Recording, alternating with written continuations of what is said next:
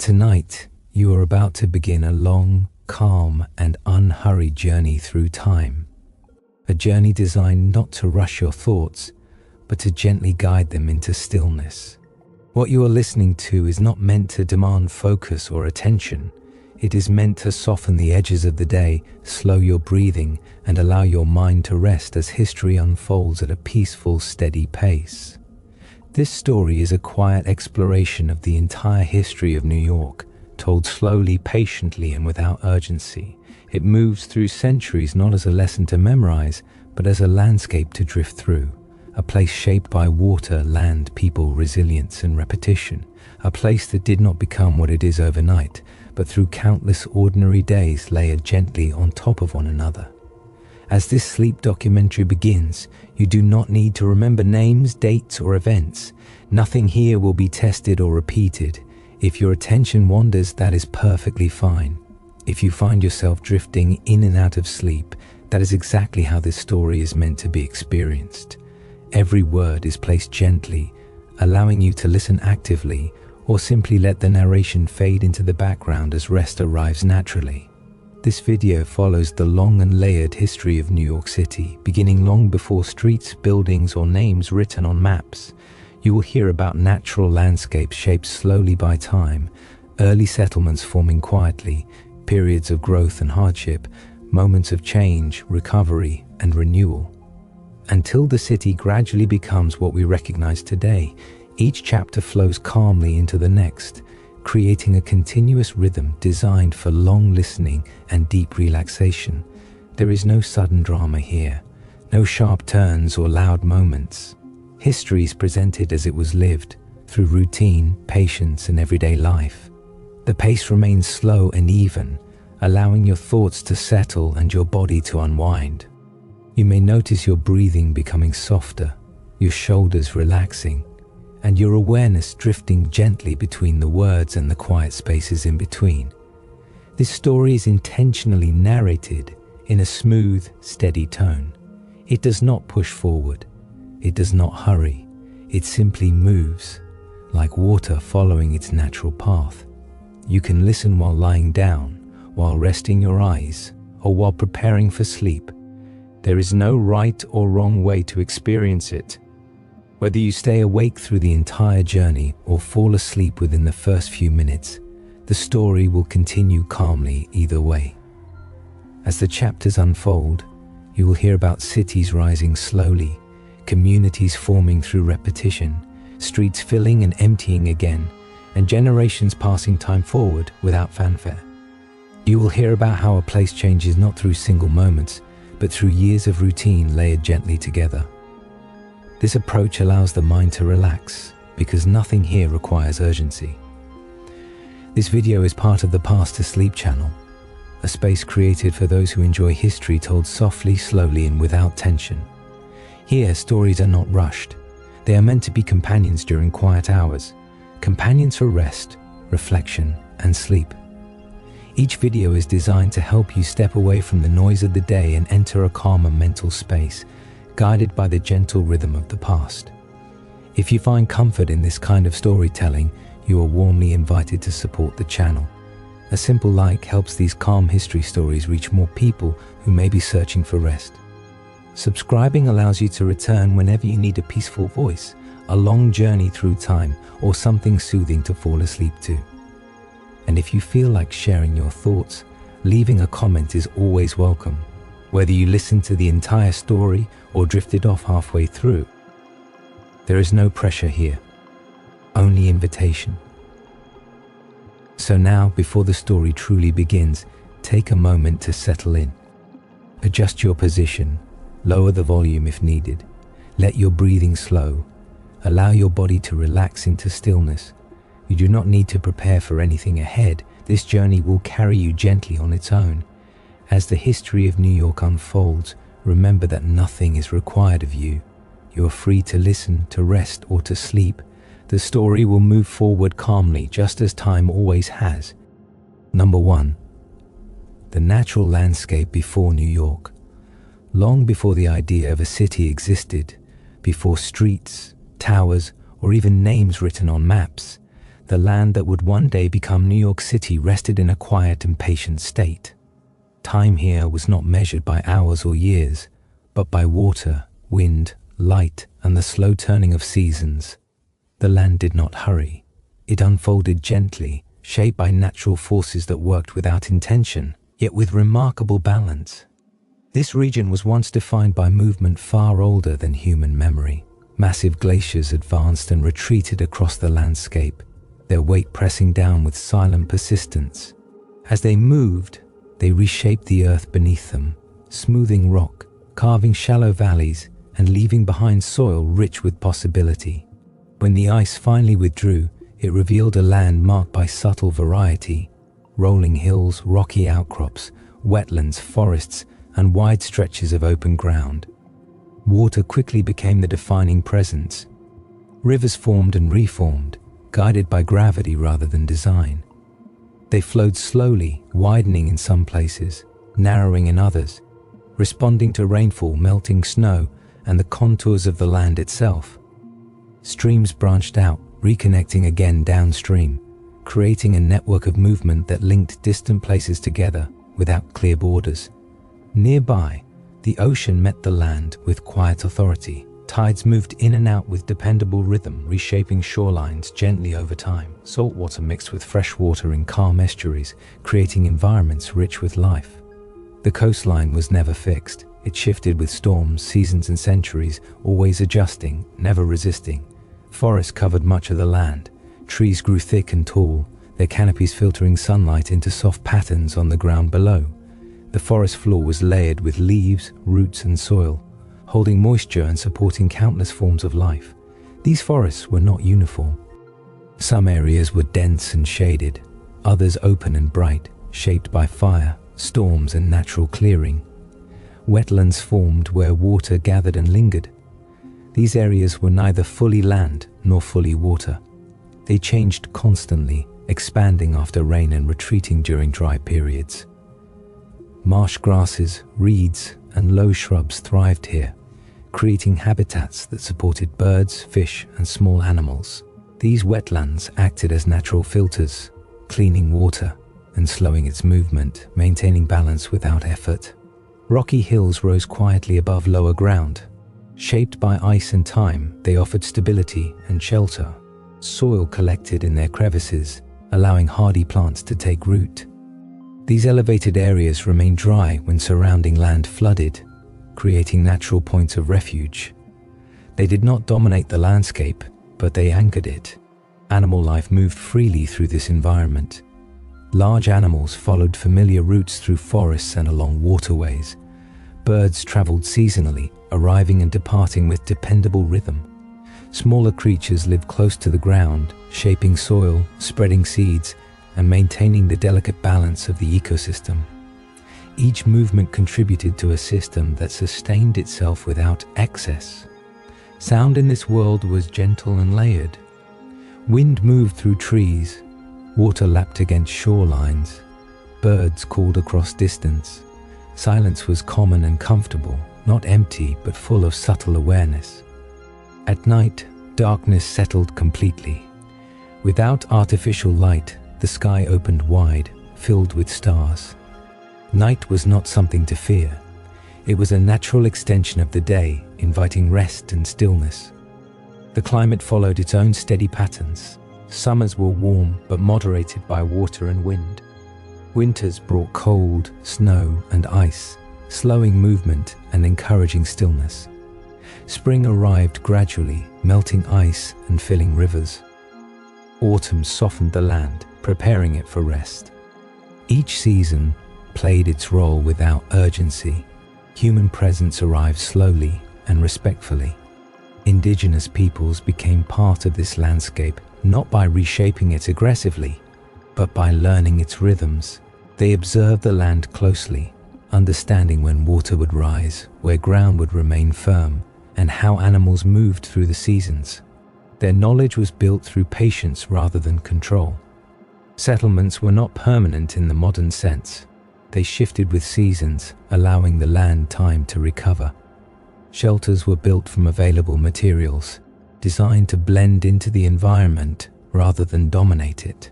When it was time to move, traces were minimal. The land was allowed to return to quiet. Daily life followed natural cues. When rivers swelled, travel adjusted. When forests offered abundance, gathering increased. When winter approached, preparation replaced movement. Knowledge passed carefully from generation to generation, ensured survival without depletion. The land was not something to own, it was something to live with. Fire played a controlled and intentional role. Small burns cleared undergrowth, renewed soil, and encouraged healthy plant growth. These fires were not destructive, they were tools used with restraint and understanding. Afterward, the land returned greener and more balanced than before. There were no boundaries drawn here, no straight lines divided space. Movement followed the logic of nature, bending where rivers bent, slowing where wetlands softened the ground. Travel required awareness rather than force. Paths formed where movement repeated, then faded when no longer needed. Time itself felt different. Without clocks or schedules, days were guided by light and need. Years were remembered through seasons and events rather than numbers. Life unfolded at a pace that allowed reflection and adjustment. Nothing demanded speed. The land did not anticipate what would come. It did not prepare for roads, buildings, or crowds. It existed fully in the present, complete in its own form. Change was not resisted, but it was not invited either. The land waited quietly, holding balance without effort. As centuries passed, this environment remained largely unchanged. Distant regions experienced transformation, but here the forests, wetlands, rivers, and coast continued their calm interaction. Resilience came not from strength, but from flexibility, from the ability to absorb change slowly and recover naturally. As you imagine this earliest chapter, picture wide forests beneath a soft sky. Feel water moving gently through reeds. Hear wind through leaves. Let your thoughts move at the same pace, unhurried and light. This was the world before the city, before noise, before structure. A land resting in balance, patient and whole, shaped by water, stone, and time itself.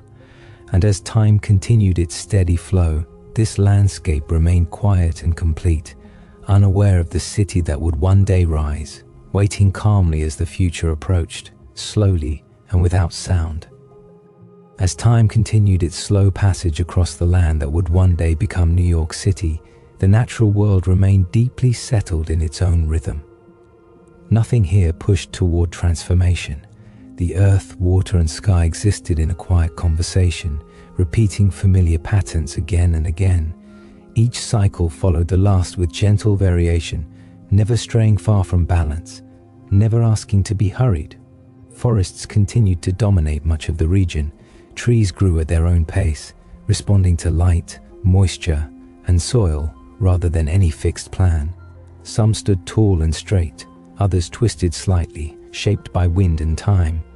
Their roots spread wide beneath the surface, anchoring the soil and holding moisture through dry periods. Fallen leaves layered the forest floor year after year, creating a soft surface that absorbed sound and nurtured new growth. Rain arrived without urgency.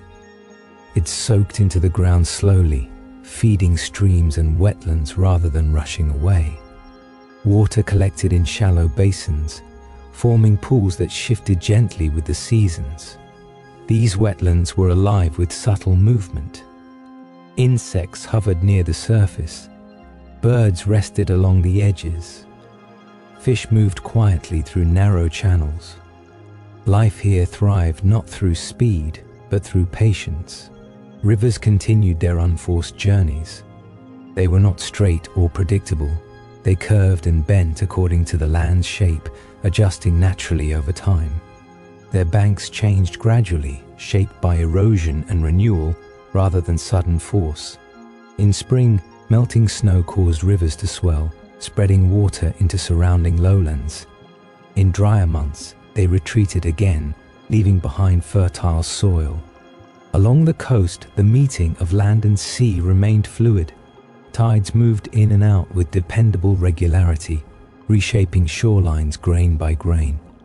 Salt marshes formed where fresh water met ocean water, creating environments rich with plant and animal life. These areas absorb storms quietly, reducing their force and restoring balance afterward. Nothing here resisted change. Everything adjusted. Rocky outcrops dotted the landscape, reminders of ancient forces that had shaped the land long before. These areas warmed quickly under sunlight and remained dry when surrounding ground flooded. Plants adapted to these conditions, growing where soil was thin and conditions demanding. These rocky areas offered stability without dominance, anchoring the landscape gently. Animal life followed patterns learned over generations. Large animals moved along familiar routes, guided by memory and instinct. Birds marked time through migration, arriving and departing with the seasons. Smaller creatures worked the soil quietly, spreading seeds and maintaining fertility. Each life form existed within a system that required no central control. Sound remained soft and layered. Wind through branches. Water against stone. The occasional call of birds traveling overhead. Silence was common and comfortable, not empty but full of presence. At night, darkness settled completely. Without artificial light, the sky felt vast and open. Stars appeared clearly, their steady presence reinforcing the sense of time moving slowly and endlessly. Human life continued to exist as part of this system. Indigenous communities lived within the land rather than upon it. Their understanding came from observation rather than dominance. They learned where water would rise, which ground would remain firm, and how the seasons shifted the availability of food and shelter. This knowledge was practical, patient, and deeply connected to survival. Settlements remained flexible. Shelters were built to meet immediate needs and then abandoned when conditions changed. Materials were taken carefully and returned to the land naturally over time. Nothing was built with the intention of permanence. The land was allowed to breathe, to recover, to remain balanced. Daily activities followed natural cues. When rivers rose, movement slowed. When forests offered abundance, gathering increased. When winter approached, preparation replaced travel. Tools were simple and purposeful, designed to serve without excess. Waste was minimal. Everything eventually returned to the earth. Fire continued to play a careful role. Controlled burns cleared undergrowth, refreshed soil, and encouraged healthy plant growth. These fires were not acts of destruction but of maintenance. Afterward, new life emerged quickly, restoring balance with remarkable ease. There were no fixed boundaries here. Space remained open and fluid. Movement followed the land's logic rather than imposed direction. Paths appeared where movement repeated, then faded when no longer needed. Nothing was meant to last forever in one form. Time itself felt expansive. Days were guided by light and weather rather than obligation. Years blended together, marked by seasons and memory rather than record. Life unfolded at a pace that allowed reflection and adjustment. There was no pressure to grow, expand, or accelerate. The land did not imagine a future city. It did not anticipate roads, buildings, or crowds. It existed fully in the present, complete and balanced. Change was neither feared nor sought. It was accepted when it arrived, absorbed slowly, and integrated naturally. As centuries passed, this environment remained resilient. Storms came and went. Fires renewed growth. Floods reshaped wetlands. Yet the overall balance endured. Flexibility, not strength, allowed the land to persist. Adaptation, not resistance, preserved harmony. As you imagine this continuing chapter, picture long days beneath filtered sunlight, hear water moving gently through reeds, feel the cool air of evening settling across forests and marshes. Let your thoughts slow, matching the pace of the land itself. This was a world without urgency, a place where time passed gently. Long before streets and structures appeared, this landscape rested in its natural state, holding balance quietly, just as it always had, waiting calmly as the future approached at its own slow and inevitable pace. As centuries continued to pass, the land that would one day become New York City remained deeply rooted in its own quiet order. Nothing here pressed toward change. The earth held its shape gently, allowing water, wind, and living creatures to guide its slow evolution. Change happened so gradually that it felt almost invisible. woven softly into the passing of time rather than announced through disruption. The forests matured and renewed themselves endlessly. Old trees fell slowly, returning to the soil that had once supported them. In the spaces they left behind, younger trees rose without urgency, reaching toward light at their own pace. This cycle repeated itself without interruption. Growth did not compete with decay. Both existed together, each giving meaning to the other. Beneath the forest canopy, life moved quietly. Moss spread across rocks and fallen logs. Roots intertwined beneath the surface, sharing space and moisture. The ground remained soft and layered, absorbing footsteps and rainfall alike. Even storms passed without lasting damage, their effects softened by the land's ability to recover naturally. Wetlands continued to serve as the land's calm center. Water gathered here without resistance, forming shallow pools and winding channels that shifted with the seasons. These spaces were alive with subtle activity. Insects hovered near the surface, birds nested among reeds, fish moved through narrow passages guided by instinct rather than speed. Everything here existed in quiet cooperation. The rivers maintained their gentle movement, connecting distant areas without imposing direction. They were not obstacles, but invitations, offering paths through the land that required patience and awareness. Their banks changed slowly, reshaped by erosion and renewal rather than force. Sediment settled quietly, enriching the soil and supporting new growth year after year. The coastline continued its quiet dialogue with the sea. Tides moved in and out with dependable rhythm, shaping the shore grain by grain. Salt marshes absorbed the movement of water, reducing the impact of storms and returning calm afterward. The boundary between land and sea remained fluid, never fixed, always adjusting. Rocky hills stood as reminders of ancient forces. They warmed under sunlight and remained dry when surrounding ground flooded. Plants adapted to these conditions, growing where soil was thin and exposure high. These elevated areas offered stability without dominance, anchoring the landscape gently while remaining part of the whole. Animal life followed well-worn patterns shaped by generations of memory. Larger animals moved through forests and along waterways with awareness, never exhausting the land. Birds marked time through migration, their arrivals and departures signaling seasonal change long before temperature shifted. Smaller creatures shaped the environment in subtle ways, aerating soil and spreading seeds without intention. Human life remained deeply connected to this rhythm. Indigenous communities continued to live with awareness rather than control. Their presence did not disrupt balance because it adapted to it. They observed the land carefully, responding to changes in water, weather, and animal movement. Knowledge was passed down patiently, ensuring survival without overuse of resources. Shelters remained temporary, designed to meet immediate needs without permanence. When seasons changed, movement followed naturally. Camps formed and dissolved without leaving lasting scars. Tools were crafted for purpose, then repaired or replaced as needed. Nothing accumulated beyond usefulness. Everything eventually returned to the earth. Food was gathered with care. Hunting, fishing, and harvesting followed rules shaped by observation rather than enforcement. Taking only what was needed ensured balance. Waste was minimal. Every part of what was taken was used or returned to the land in time. This relationship created sustainability without formal structure. Fire continued to play its careful role. Used intentionally, it cleared undergrowth, refreshed soil, and encouraged healthy plant growth. These burns were controlled and limited, understood as part of a cycle rather than an act of destruction.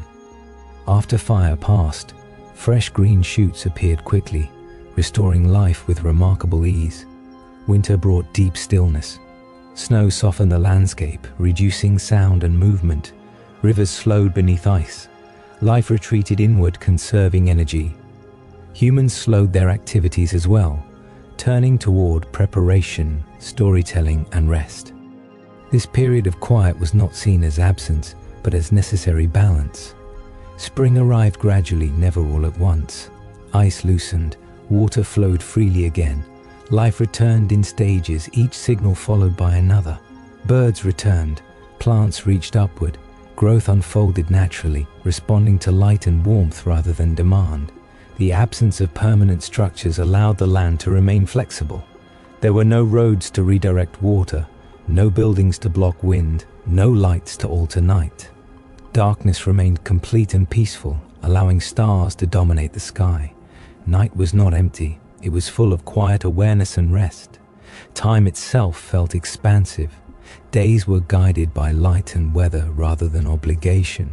Years blended into one another, marked by memory rather than record. The land did not measure time, experienced it. This allowed life to unfold without pressure or expectation. There was no sense of waiting for something more. The land did not imagine a future city. It did not anticipate crowds or noise. It existed fully in the present, complete and balanced, carrying its own meaning without needing addition. This quiet completeness is what made the land resilient. When change eventually arrived, it would encounter a place already shaped by patience and adaptability. Forests had learned how to renew. Wetlands knew how to absorb and release. Rivers understood movement without force. The landscape was prepared not through planning, but through experience.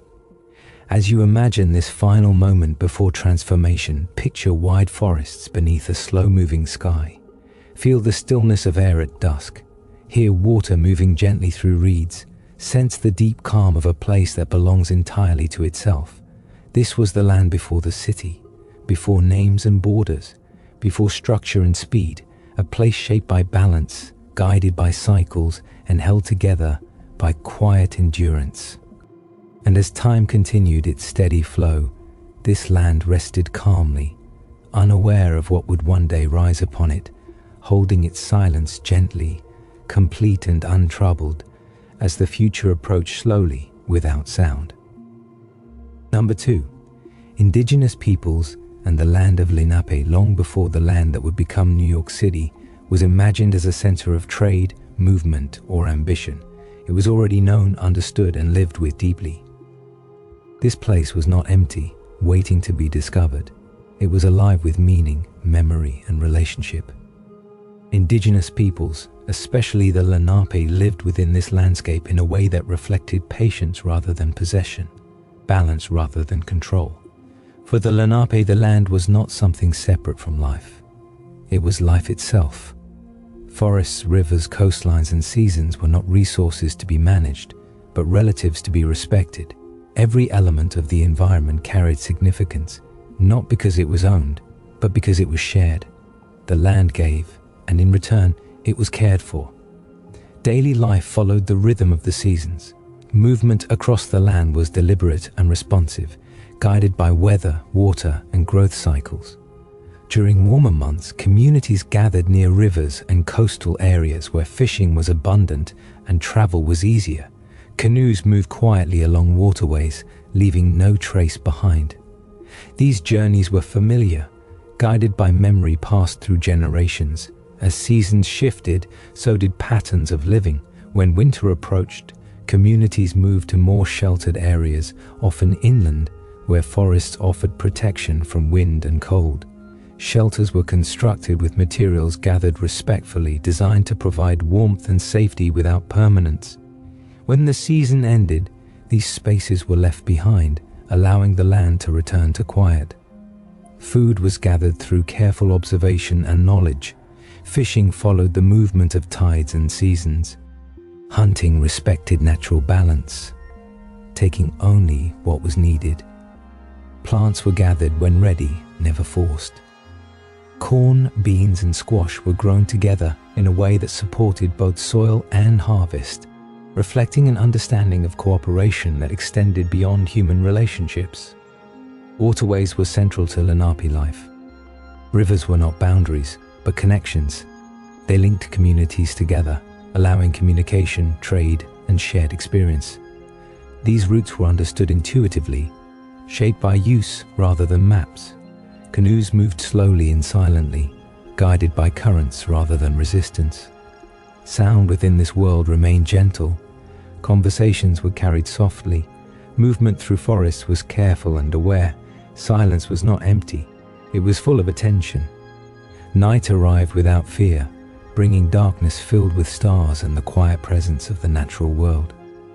The Lenape relationship with land did not involve fixed borders. Space was fluid, shared, and responsive. Areas were used according to season and need, not claimed permanently. This flexibility allowed the land to rest and recover, maintaining balance over long periods of time. Knowledge was passed orally through stories, observation, and shared experience. History was not written down but remembered in patterns, places, and cycles. Memory lived in the land itself. Certain paths, rivers, and clearings carried stories that were revisited again and again. Spiritual life was woven into daily existence. There was no separation between the practical and the sacred. Every action, gathering food, traveling, resting, was connected to a larger understanding of balance and respect. The land was listened to, not commanded. Fire was used carefully and intentionally. Controlled burns cleared undergrowth, encouraged healthy plant growth, and supported wildlife. These fires were not destructive. They were acts of maintenance, performed with understanding and restraint. Afterward, the land returned renewed and fertile. Community life emphasized cooperation. Decisions were made with consideration for both present and future. Elders guided with experience rather than authority. Survival depended on shared responsibility, not individual accumulation. Time moved differently within this way of life. Days followed light and need. Years were remembered through seasons and events. There was no pressure to expand, dominate, or accelerate. Life unfolded at a pace that allowed awareness and adjustment. The Lenape did not seek to transform the land into something else. They sought to live within what already existed. This approach allowed stability to endure across generations. The land responded by continuing to provide.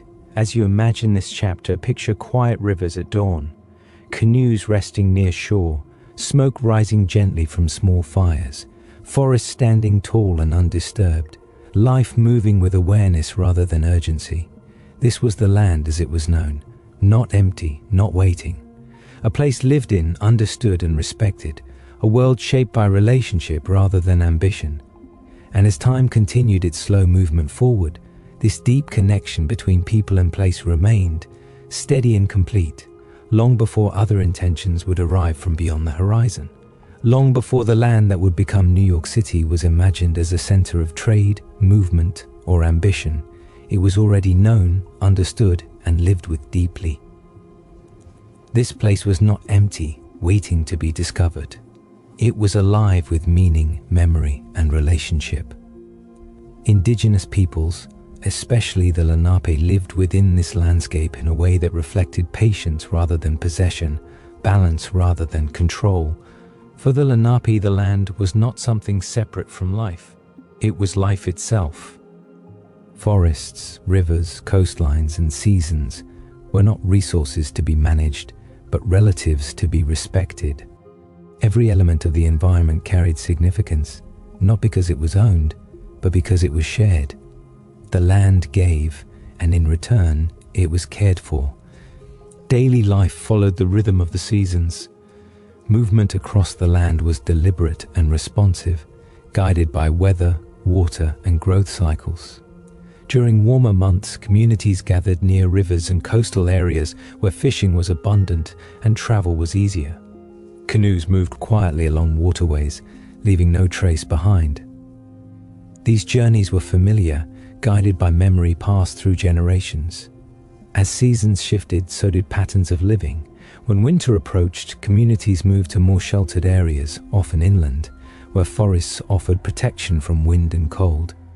Shelters were constructed with materials gathered respectfully, designed to provide warmth and safety without permanence. When the season ended, these spaces were left behind, allowing the land to return to quiet. Food was gathered through careful observation and knowledge. Fishing followed the movement of tides and seasons. Hunting respected natural balance, taking only what was needed. Plants were gathered when ready, never forced. Corn, beans, and squash were grown together in a way that supported both soil and harvest, reflecting an understanding of cooperation, that extended beyond human relationships. Waterways were central to Lenape life. Rivers were not boundaries, but connections. They linked communities together, allowing communication, trade, and shared experience.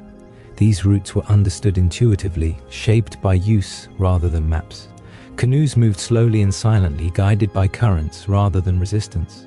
Sound within this world remained gentle. Conversations were carried softly. Movement through forests was careful and aware. Silence was not empty. It was full of attention. Night arrived without fear, bringing darkness filled with stars and the quiet presence of the natural world. The Lenape relationship with land did not involve fixed borders. Space was fluid, shared, and responsive. Areas were used according to season and need, not claimed permanently. This flexibility allowed the land to rest and recover, maintaining balance over long periods of time. Knowledge was passed orally, through stories, observation, and shared experience. History was not written down, but remembered in patterns, places, and cycles. Memory lived in the land itself. Certain paths, rivers, and clearings carried stories that were revisited again and again. Spiritual life was woven into daily existence. There was no separation between the practical and the sacred. Every action, gathering food, traveling, resting, was connected to a larger understanding of balance and respect. The land was listened to, not commanded. Fire was used carefully and intentionally. Controlled burns cleared undergrowth, encouraged healthy plant growth, and supported wildlife. These fires were not destructive. They were acts of maintenance, performed with understanding and restraint. Afterward, the land returned renewed and fertile. Community life emphasized cooperation. Decisions were made with consideration for both present and future. Elders guided with experience rather than authority. Survival depended on shared responsibility, not individual accumulation. Time moved differently within this way of life. Days followed light and need. Years were remembered through seasons and events. There was no pressure to expand, dominate, or accelerate. Life unfolded at a pace that allowed awareness and adjustment. The Lenape did not seek to transform the land into something else. They sought to live within what already existed. This approach allowed stability to endure across generations. The land responded by continuing to provide. As you imagine this chapter, picture quiet rivers at dawn, canoes resting near shore, smoke rising gently from small fires, forests standing tall and undisturbed. Life moving with awareness rather than urgency. This was the land as it was known. Not empty, not waiting. A place lived in, understood, and respected. A world shaped by relationship rather than ambition. And as time continued its slow movement forward, this deep connection between people and place remained, steady and complete, long before other intentions would arrive from beyond the horizon. As generations passed across the land that would one day become New York City, the relationship between the Lenape people and their environment continued to deepen rather than change. Life here was not shaped by sudden decisions or dramatic shifts. It evolved slowly, guided by experience, memory, and an understanding that balance mattered more than growth. The land remained familiar, and familiarity created care. Movement across this region followed patterns refined over centuries. Trails were not carved aggressively into the earth.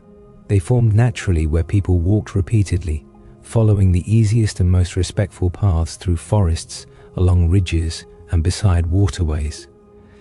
These paths curved gently, avoiding wetlands during wet seasons and rising slightly where ground remained firm.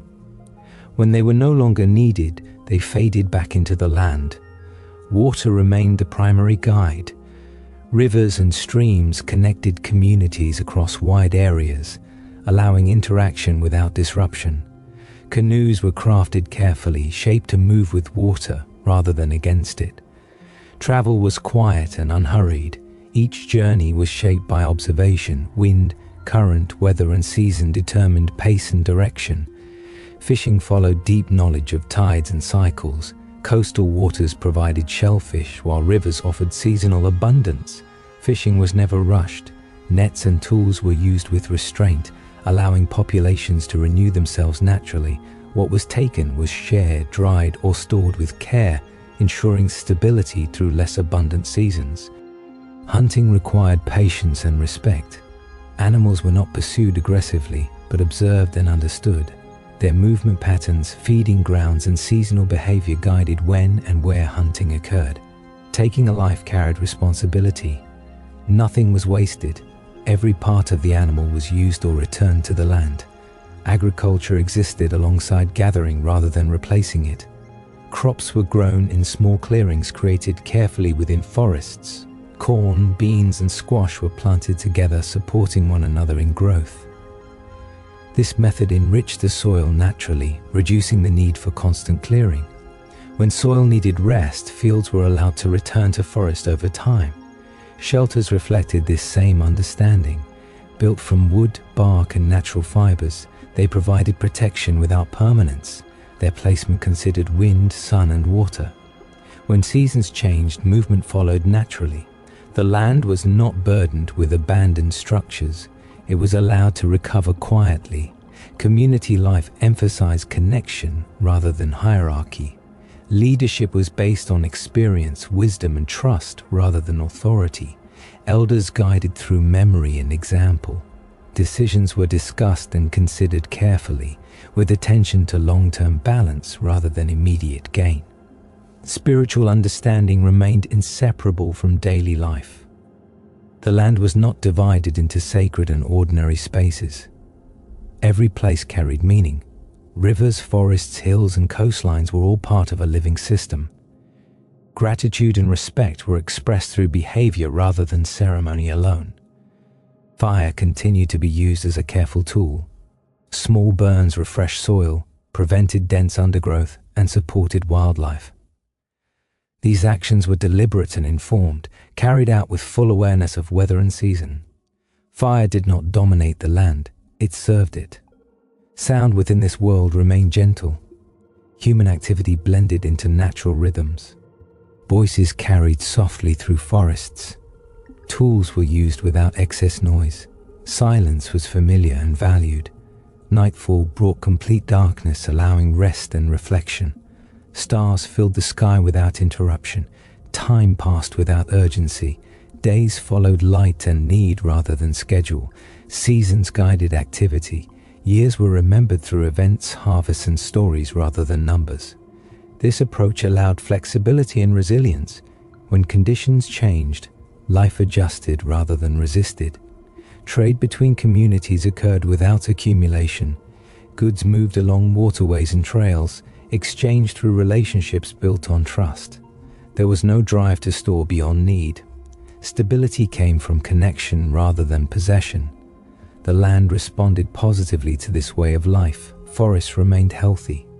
Wetlands continued to filter water. Rivers flowed without obstruction. Wildlife populations sustained themselves. Balance endured because it was respected.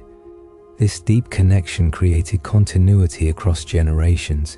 Children learned by observing. Knowledge was passed through story, practice, and shared experience. Memory lived in place rather than record. The land itself became a teacher. As you imagine this time, picture a quiet village near water. Canoes resting along the shore, smoke rising gently from cooking fires, forests standing close, protective and familiar, life unfolding without hurry. This was not a world striving to become something else. It was a world content in what it was, a way of living shaped by patience, observation, and respect. And as time continued its steady movement forward, this relationship between people and land remained strong and balanced, holding its shape quietly, long before new intentions would arrive from across the water. As time moved forward across the land that would one day become New York City, the Lenape way of life continued with remarkable steadiness. There was no sense of urgency pushing life forward, no pressure to expand or reshape the world around them. Instead, existence followed a calm and familiar rhythm, one refined over countless seasons of observation, experience, and quiet understanding. The land itself remained central to identity. Rivers, forests, coastlines, and hills were not viewed as separate locations, but as parts of a single living system. Movement through this system was guided by respect. People knew where to walk lightly, where to pause, and where to avoid entirely during certain times of year. This awareness prevented damage and allowed the environment to renew itself continuously. Children learned the land by being within it. Knowledge was not taught formally but absorbed naturally through daily life. Walking along riverbanks, gathering plants, observing animals, and listening to stories all contributed to understanding. Memory was carried through repetition rather than record. Each generation added experience without breaking continuity. Seasonal change shaped everything. Spring brought movement and renewal. Rivers filled, fish returned, and planting began in prepared clearings. Summer offered abundance and longer days. Communities gathered more closely, sharing food and work. Autumn signaled preparation. Harvests were stored carefully, tools repaired and shelters reinforced. Winter brought quiet, movement slowed. Life turned inward, emphasizing rest, storytelling, and connection. Throughout these cycles, the Lenape relationship with land remained flexible. No season was forced to provide more than it could. When resources were scarce, consumption adjusted. When abundance arrived, sharing increased. This balance prevented exhaustion of both land and people. Travel between communities strengthened relationships without altering the landscape. Canoes moved along familiar waterways, carrying people and goods gently. Trails through forests remained narrow and soft, shaped by feet rather than tools. These routes connected families and communities while leaving minimal trace. Conflict was not a defining feature of life. Cooperation was necessary for survival, and this understanding shaped interaction. Disagreements were addressed through discussion and guidance rather than force. The land itself discouraged excess. Harsh seasons reminded everyone of shared dependence. Spiritual understanding remained woven into everyday action. Gratitude was expressed through behavior, taking only what was needed, returning unused materials to the land, and honoring cycles of growth and rest. There was no division between spiritual and practical life. Everything was connected. Fire continued to be used with care and intention. Small burns refreshed fields and forests, encouraging healthy growth. These actions required deep understanding of weather and timing. Fire was respected, never allowed to dominate. Afterward, life returned quickly, restoring balance. The absence of permanent structures allowed adaptability. Shelters were rebuilt when needed, not preserved beyond usefulness. This prevented accumulation and encouraged movement when conditions changed. The land was never overwhelmed by human presence. Sound remained subdued. Activity blended into natural rhythms. Even communal gatherings felt calm, shaped by the openness of the environment. Nightfall returned the world to darkness and stillness. Without artificial light, rest came easily. Sleep followed the natural rhythm of day and night. Time felt expansive rather than limited. There was no sense of racing forward. Life unfolded steadily, guided by cycles that repeated without exhaustion. The future was not planned in detail because the present provided enough. This way of life created resilience. When conditions shifted, storms, cold winters, dry summers, adjustment came naturally. Flexibility was strength. Patience was protection. As centuries passed, this balance endured. The land remained healthy. Forests renewed themselves. Rivers flowed freely. Wildlife sustained itself. Human presence fit within this system rather than competing with it. As you imagine this final part of the chapter, picture a quiet evening near water. The sky softening toward dusk. Canoes resting at shore. Smoke drifting gently upward. Voices low and calm. Forest standing close, familiar and protective. This was a world shaped by relationship, not ambition. By continuity, not conquest. A way of living deeply connected to land and time itself. And as the world beyond the horizon slowly began to change, this relationship remained steady and complete, holding its calm balance quietly, just before unfamiliar intentions would arrive and the rhythm of the land would begin theft in ways no one yet imagined. Number 3, from frontier post to incorporated city. As time continued its quiet movement forward, the land that would become New York City began to experience a gradual and almost hesitant shift. This change did not arrive with force or sudden disruption. It unfolded slowly, shaped by repeated encounters, growing familiarity, and the steady presence of people who began to stay just a little longer than before. What had once been a place of movement and seasonal return started, gently, to feel like a place of pause. Early European visitors arrived by water, guided by the same rivers and coastlines that had shaped life for generations. Their first impressions were quiet rather than dramatic. Dense forests reached the shoreline, waterways opened into sheltered harbors. The land did not announce its potential loudly, it revealed it slowly, through access, location, and connection. At first, presence remained light.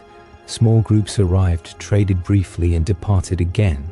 Temporary camps appeared near water, then disappeared without lasting trace. The environment still dictated behavior. Wet ground resisted heavy building. Seasons enforced movement. Nothing here encouraged haste. Gradually, repetition changed perception. The same ships returned. The same routes were used again and again. Familiarity reduced uncertainty. Knowledge accumulated.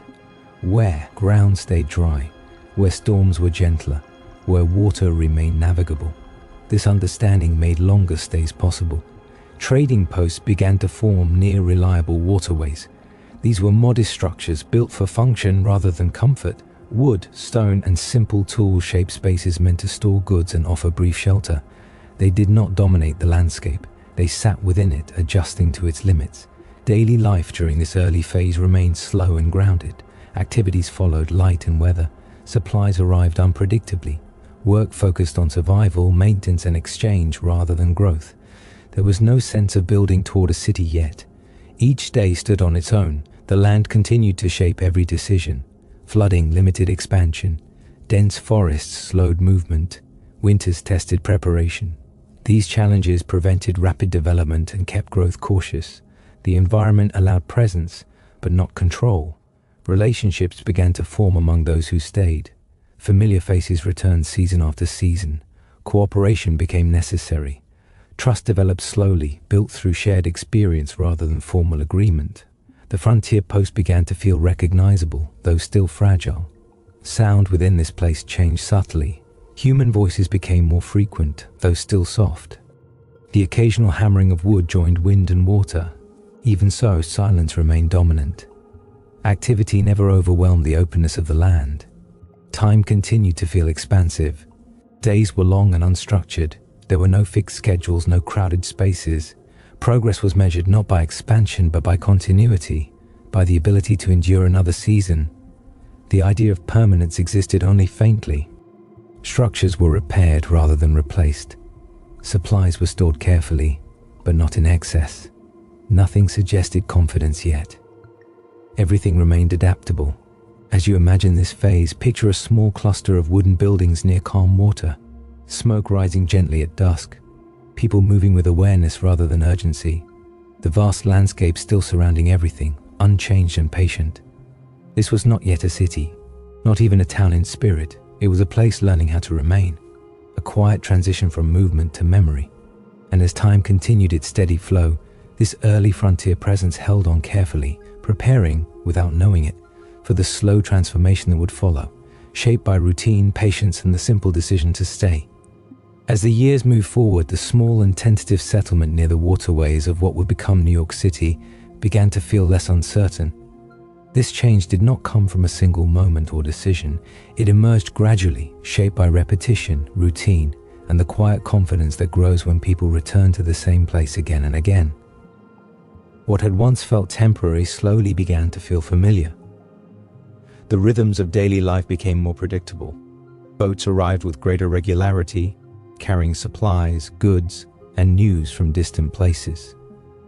Departures followed arrivals in a steady flow, creating a gentle sense of connection beyond the immediate landscape. The settlement no longer felt isolated, though it remained calm and modest. The world seemed slightly closer, carried across water rather than imagined from afar. Buildings began to reflect this growing sense of continuity. Structures were still simple, but they were repaired instead of abandoned. Roofs were reinforced, walls were strengthened. These small acts suggested an expectation of return, a quiet belief that the effort would be worth repeating. The land, once something to endure briefly, became something people learned to live alongside. Paths between buildings grew clearer through daily use. What had been open ground slowly took on shape, defined not by design but by habit. Footsteps repeated the same routes. Movement followed patterns that felt natural rather than imposed. The settlement began to look inward as well as outward, organizing itself through routine rather than planning. Work became more organized, though still unhurried. Tasks were divided naturally based on skill and experience. Some focused on trade, others on repair, others on preparing for seasonal change. There were no rigid schedules, but there was an understanding of responsibility. Each role supported the whole, and cooperation remained essential. Social life deepened quietly. Familiar faces returned season after season. Conversations extended beyond immediate needs. People shared stories, memories, and observations about weather, travel, and distant events. A sense of belonging began to form, not through declaration, but through shared time. The waterways continued to define movement and opportunity. Boats brought variety, new goods, new ideas, new expectations. The settlement became a destination rather than merely a pause. Travelers planned to stop here. Goods were stored for longer periods. The idea of return settled gently into thought. As population increased slowly, simple agreements emerged to support shared living. These were not formal laws, but understandings shaped by necessity: where to build, how to share space, how to respond to conflict.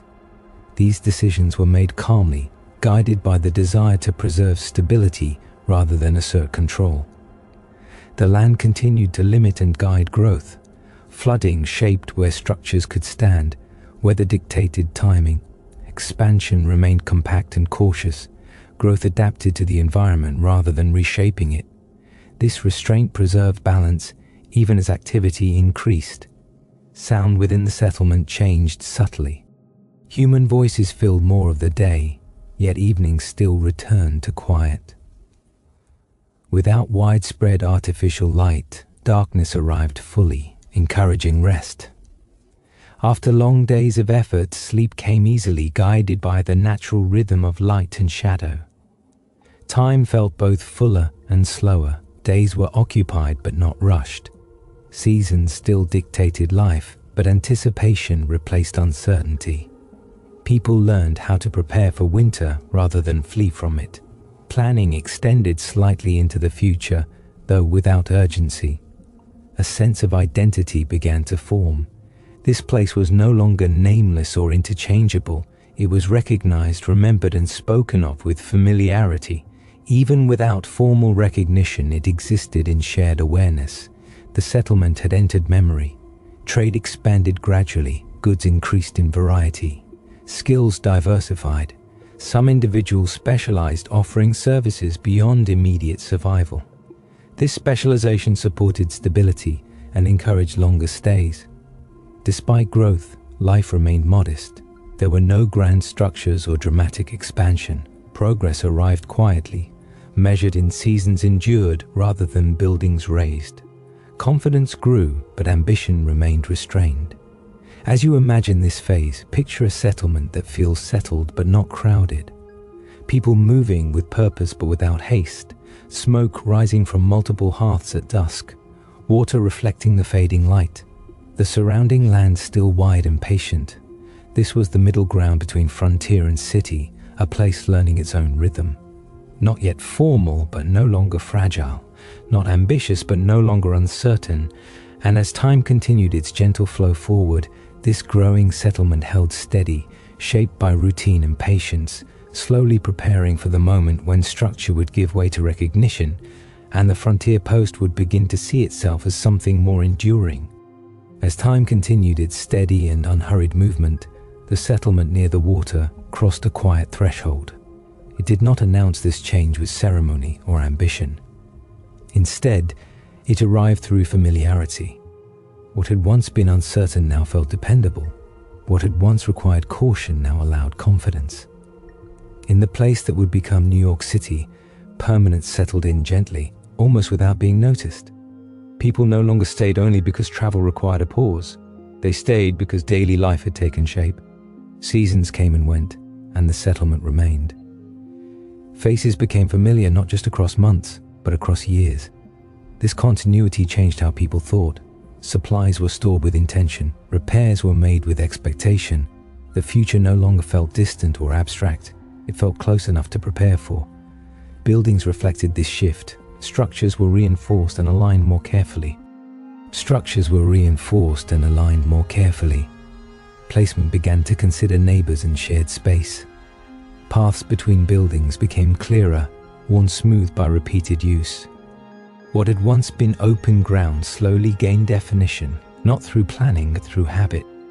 The settlement began to look like itself. Daily routines settled into reliable patterns. Work followed rhythms shaped by experience. Trade occurred at expected times. Responsibilities were understood without constant discussion. This organization did not come from authority. It grew naturally from cooperation and trust. People knew what was needed and did it. With routine came responsibility. Shared resources required care. When something broke, it was noticed. When supplies ran low, adjustments were made. Cooperation was no longer optional. The settlement depended on itself more than ever, even as connections to the outside world strengthened. Waterways continued to support this stability. Boats arrived with goods, news, and people. Travelers recognized the settlement as a place to return to, not merely pass through. Its name began to carry weight beyond its immediate surroundings. Recognition spread quietly, through repetition rather than declaration. Communication increased. Information about distant places and events reached the settlement more regularly. This awareness influenced planning and expectation. The settlement was no longer isolated in experience, even if distance remained. The world felt connected through water and movement. As population increased gradually, the need for clearer structure emerged. Not out of ambition, but necessity. Disputes required resolution. Shared concerns required agreement. Conversations about rules and responsibilities became more deliberate. These discussions were calm and practical, guided by the desire to preserve stability rather than impose control. The idea of incorporation emerged naturally from this process. It was not a sudden leap, but a recognition of what already existed. The settlement had developed identity, continuity, and shared responsibility. Giving it formal definition felt like acknowledgement rather than creation. The land continued to shape boundaries and growth. Wet ground limited expansion. Flooding dictated where permanence was possible. Development followed what the environment allowed rather than what ambition desired. This restraint preserved balance even as structure increased. Sound within the settlement shifted again. Human activity filled more of the day. Conversations overlapped, work created rhythm, yet silence still returned at night. Darkness remained deep and complete. Without constant stimulation, rest arrived naturally. Sleep followed effort.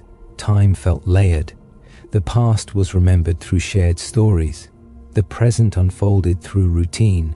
The future was imagined cautiously, without urgency. Life moved forward confidently, but not quickly. Incorporation marked a change in definition rather than spirit. It placed a name and boundary around a reality that had already formed. The settlement became a city in record. Though its character remained grounded and patient, it carried its frontier lessons forward: flexibility, cooperation, and respect for the land. Growth did not erase what came before. It absorbed it. Adaptation remained central. The city learned to expand carefully, guided by experience rather than impulse. The rhythm of life remained steady. As you imagine this moment, picture the settlement at dusk, lamps glowing softly, people finishing daily tasks, paths worn smooth by familiarity, the vast landscape still visible beyond the edges, reminding everyone of where they began. This was the quiet birth of a city, not through conquest, but through continuity, not through speed, but through steadiness, a place that learned how to remain, a community that chose stability. And as time continued its calm and even flow, this newly incorporated city held its shape gently, ready, without hurry, to grow further, guided by the same patient rhythm that had carried it from open land to shared home. Number 4. Canals, railroads, and economic expansion. As the newly incorporated city settled into its identity, a different kind of change began to move through the landscape of what would become New York City. This change did not arrive suddenly, and it did not break the calm rhythm that had carried the settlement this far. Instead, it unfolded slowly, guided by practical needs, careful planning, and a growing awareness of connection. The city began to look outward, not with urgency, but with intention. Water had always shaped life here, and it continued to do so. Rivers, harbors, and tidal inlets offered natural pathways that linked the city to distant places. These waterways had long allowed movement, but now they began to carry greater purpose. Goods arrived more regularly, ships lingered longer. The harbor became a place not just of arrival and departure, but of coordination and exchange. The idea of improving these natural routes emerged gradually. Canals were not imagined as dramatic transformations, but as gentle extensions of what already existed. If water connected regions naturally, it seemed reasonable to guide it a little more deliberately. The work began slowly, shaped by labor, patience, and respect for the land's limits.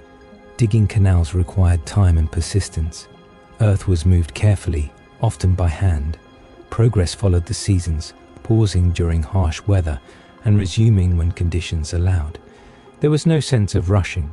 Each small advance was measured against stability rather than speed. Water was allowed to settle into its new paths naturally, adjusting over time. As canals became functional, their effect was subtle but steady. Movement became more reliable.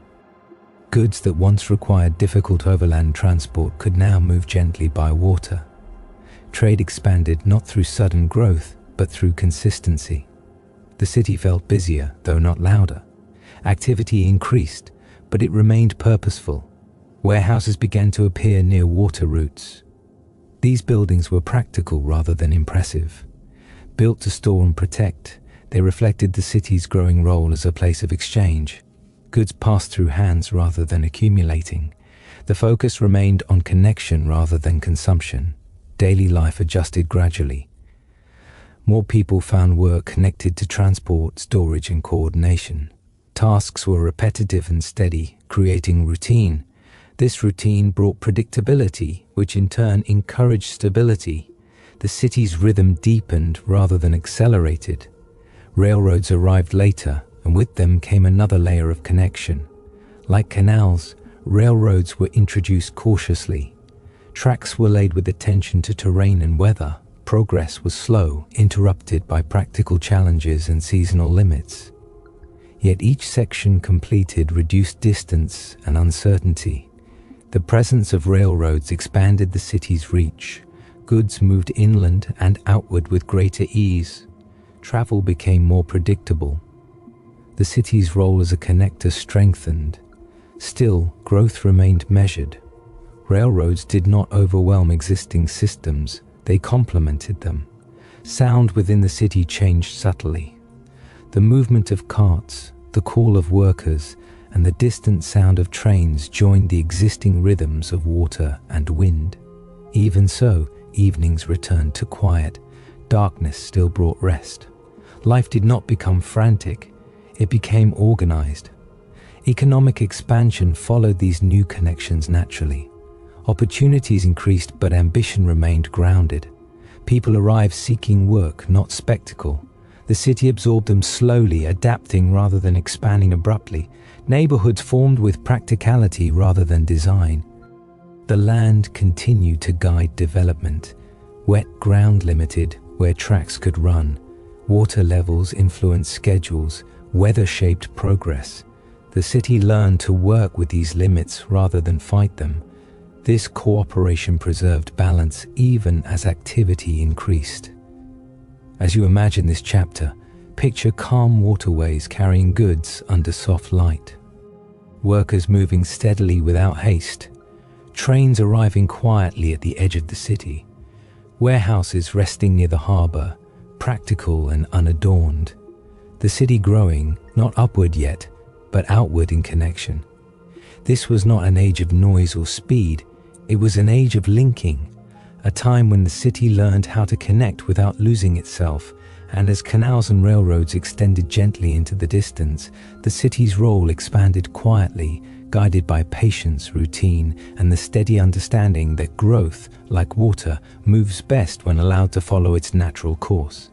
As the systems of canals and railroads settled into daily use, the city that would become New York City entered a period of quiet transformation. This change was not sudden or dramatic. It unfolded gradually, shaped by repetition, routine, and the steady flow of goods and people moving through newly connected pathways. The city did not rush forward. It learned to move with consistency. Water routes became increasingly reliable. Ships arrived with predictable timing, guided by tides and schedules refined through experience. Harbors filled calmly with vessels carrying goods from near and far. These arrivals did not overwhelm the city. Instead, they were absorbed into a rhythm that grew familiar. Loading and unloading followed patterns. Storage followed order. Movement felt purposeful rather than chaotic. The presence of canals extended the reach of the city far beyond its immediate surroundings. Inland regions became more accessible, and the exchange between distant places grew stronger.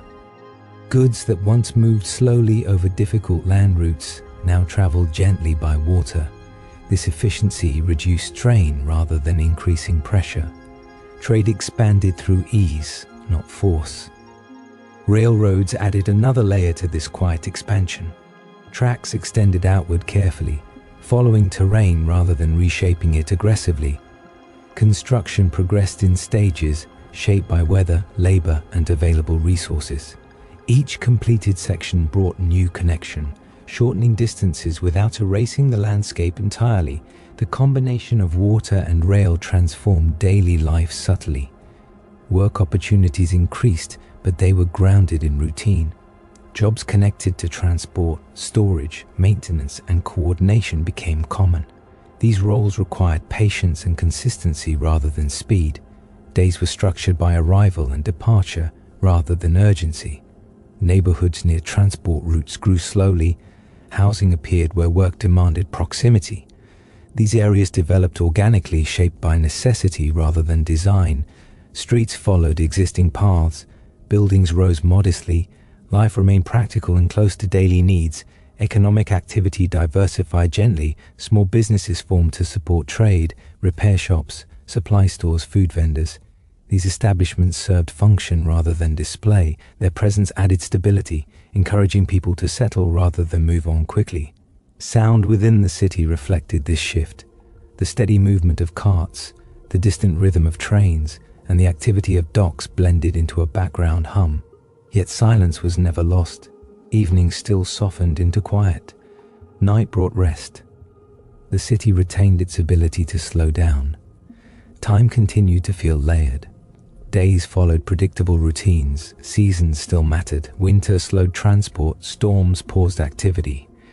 These interruptions were accepted rather than resisted. The city adjusted its pace naturally. The land continued to assert influence. Flooding affected schedules. Weather altered routes. Rather than fighting these conditions, the city learned to anticipate them. Planning included flexibility. This adaptability preserved balance even as activity increased. Trade networks expanded steadily. Connections strengthened through reliability rather than volume. Trust grew between regions. The city became known not for speed, but for dependability. This reputation attracted further opportunity without overwhelming growth. As you imagine this stage, picture calm docks at midday, goods stacked neatly, workers moving steadily, trains passing through the distance without urgency, neighborhoods resting quietly nearby, the city breathing evenly, expanding through connection rather than strain. This was a period of consolidation, of learning how to manage growth without losing calm. The city did not seek to become larger for its own sake. It sought to function well. And as canals and railroads continued to carry movement gently through its heart, economic life expanded in harmony with routine, allowing the city to grow stronger without becoming restless.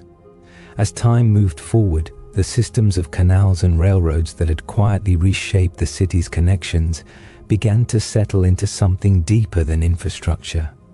They became habits. They became expectations. In the growing city that would become New York City, movement itself became part of daily life, steady and dependable, woven gently into the rhythm of existence rather than imposed upon it. The harbor no longer felt like a temporary place of arrival. It became a constant presence. Ships came and went with reassuring regularity, their movements anticipated rather than surprising. The water reflected masts, clouds, and changing light, holding the city's expanding activity without disturbance. Trade no longer felt like an event. It felt like a background current, always flowing. Railroads extended this sense of continuity inland. Trains arrived and departed according to patterns learned through repetition. Their presence reduced uncertainty. Distance felt smaller. Time felt more manageable. Yet nothing felt rushed. Travel remained measured, shaped by schedules that respected weather, terrain, and human limitation. With this reliability came confidence. Businesses planned further ahead. Storage expanded carefully. Distribution became smoother. The city learned how to hold abundance without excess. Goods passed through rather than piling up. Flow mattered more than accumulation. Work followed predictable rhythms. Mornings began with preparation. Midday carried steady activity. Evenings returned the city to rest. Labor connected to transport and trade required focus rather than haste. These routines created stability, allowing people to settle into lives shaped by repetition rather than uncertainty. Neighborhoods continued to form around these systems, but growth remained cautious. Housing expanded slowly, responding to need rather than speculation. Streets followed practical routes.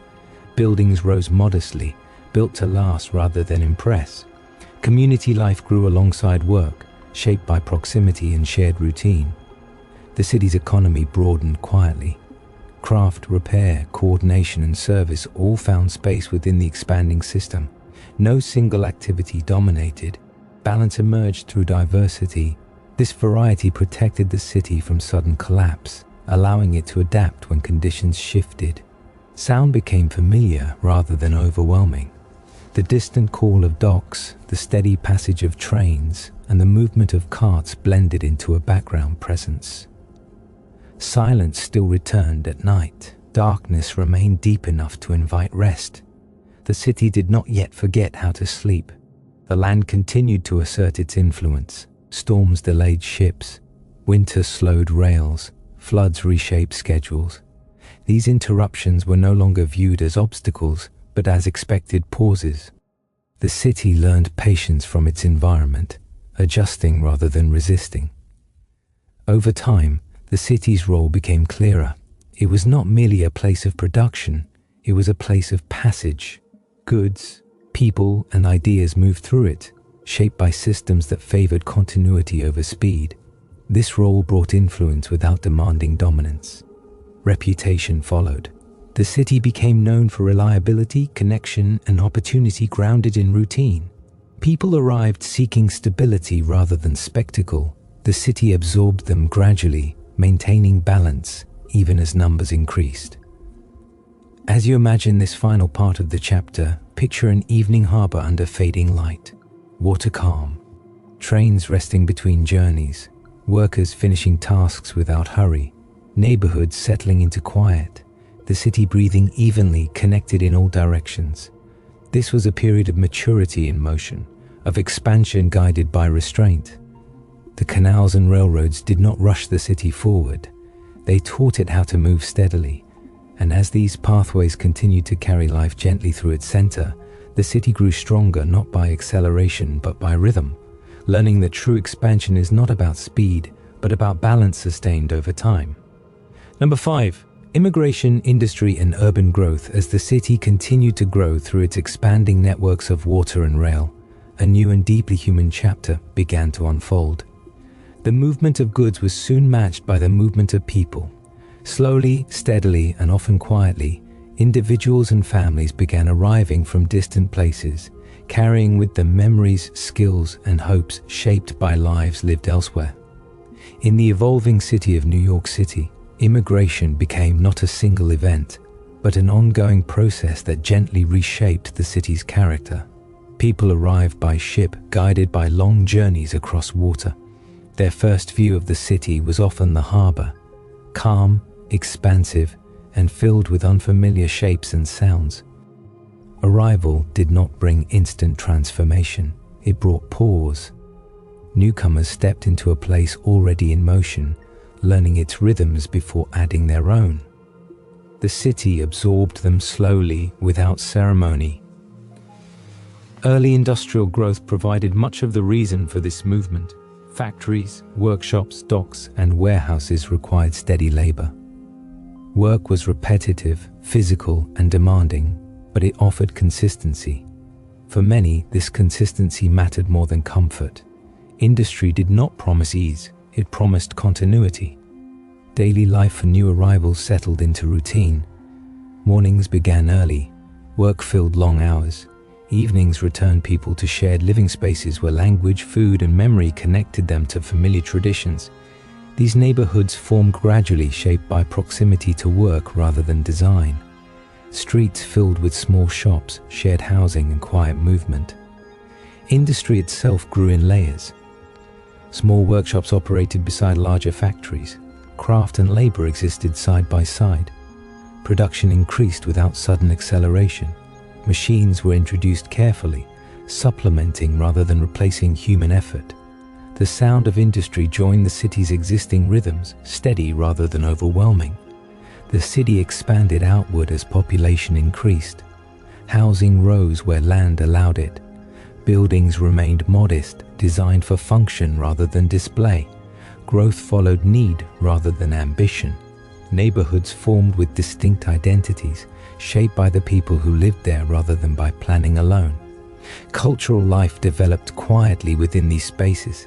Music, language, and tradition filled homes and gathering places.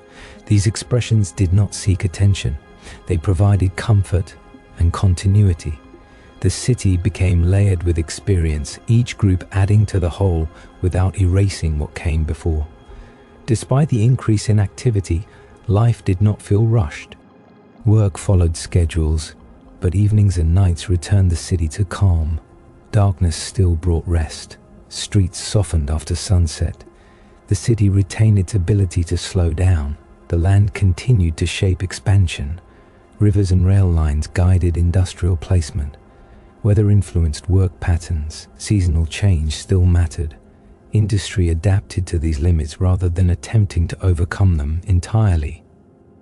As you imagine this phase, picture ships arriving quietly at docks, workers moving steadily through factory doors, streets lined with modest buildings, light fading at the end of long days, the city growing not through spectacle but through shared effort.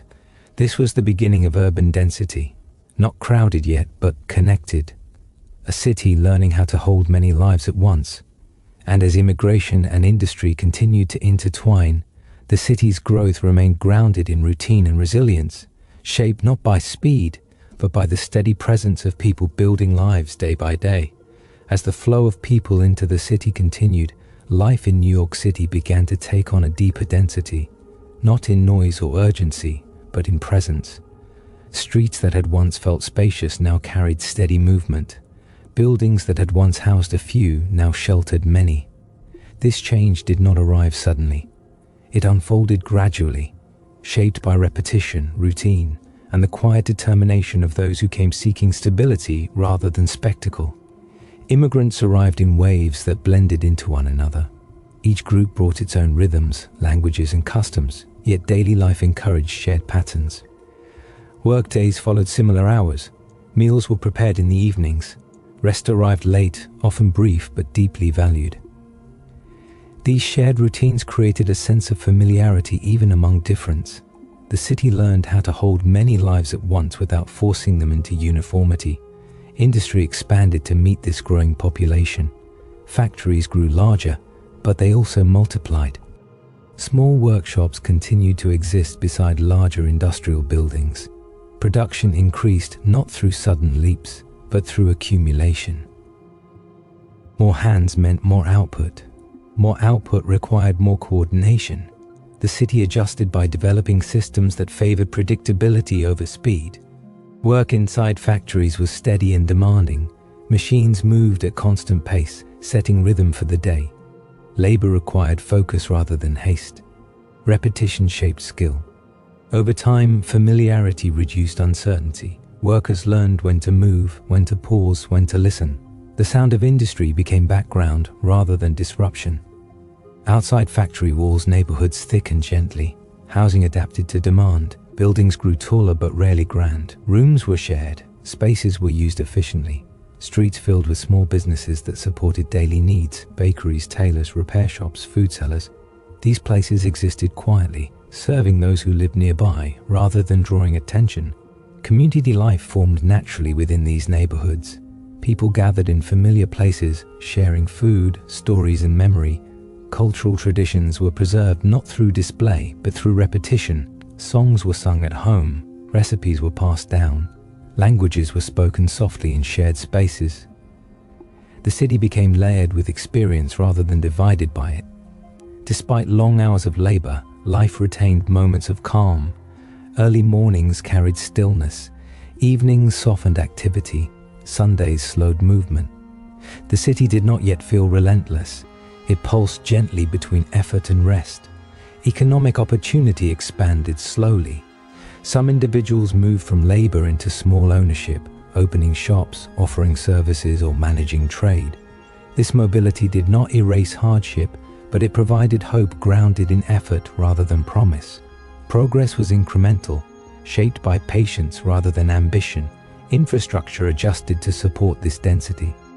Transport systems expanded carefully. Streets were improved. Services developed in response to need. These changes arrived quietly, integrated into daily life rather than announced as transformation. The city's identity continued to evolve. It was no longer defined only by trade routes or industry. It became a place of settlement, a place where lives unfolded over years rather than seasons. Memory accumulated in buildings, streets, and routines. Sound reflected this shift. Voices filled the day. Work created rhythm. Yet silence was not lost. Night still brought darkness deep enough for rest. Sleep followed exhaustion naturally. The environment continued to influence life. Weather shaped work schedules. Heat slowed movement. Cold encouraged closeness. These conditions were accepted rather than resisted. The city adapted its pace accordingly. As you imagine this chapter, picture crowded but calm streets at midday. Workers moving with familiarity. Shop doors opening and closing quietly. Evening lights settling over rooftops. The city breathing steadily, holding countless lives without strain. This was urban growth shaped by presence rather than speed, by routine rather than spectacle.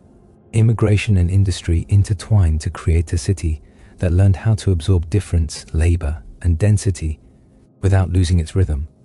And as this chapter continued, the city grew not louder, but deeper, layer by layer, life by life, guided by the steady understanding that endurance comes from balance sustained over time. As the city continued to absorb new arrivals and expanding industry, the character of daily life in New York City deepened rather than accelerated. What had once felt like growth now felt like layering. The city was no longer simply expanding outward or upward. It was filling in, becoming denser with memory, routine, and shared experience. Life unfolded not in dramatic moments, but in repetition, day after day, season after season. By this stage, immigration was no longer seen as something new. It had become part of the city's rhythm, Ships arrived regularly, and with them came people already aware that life here would require patience. Many arrived with little more than skills, endurance, and the hope that steady work could become a stable life.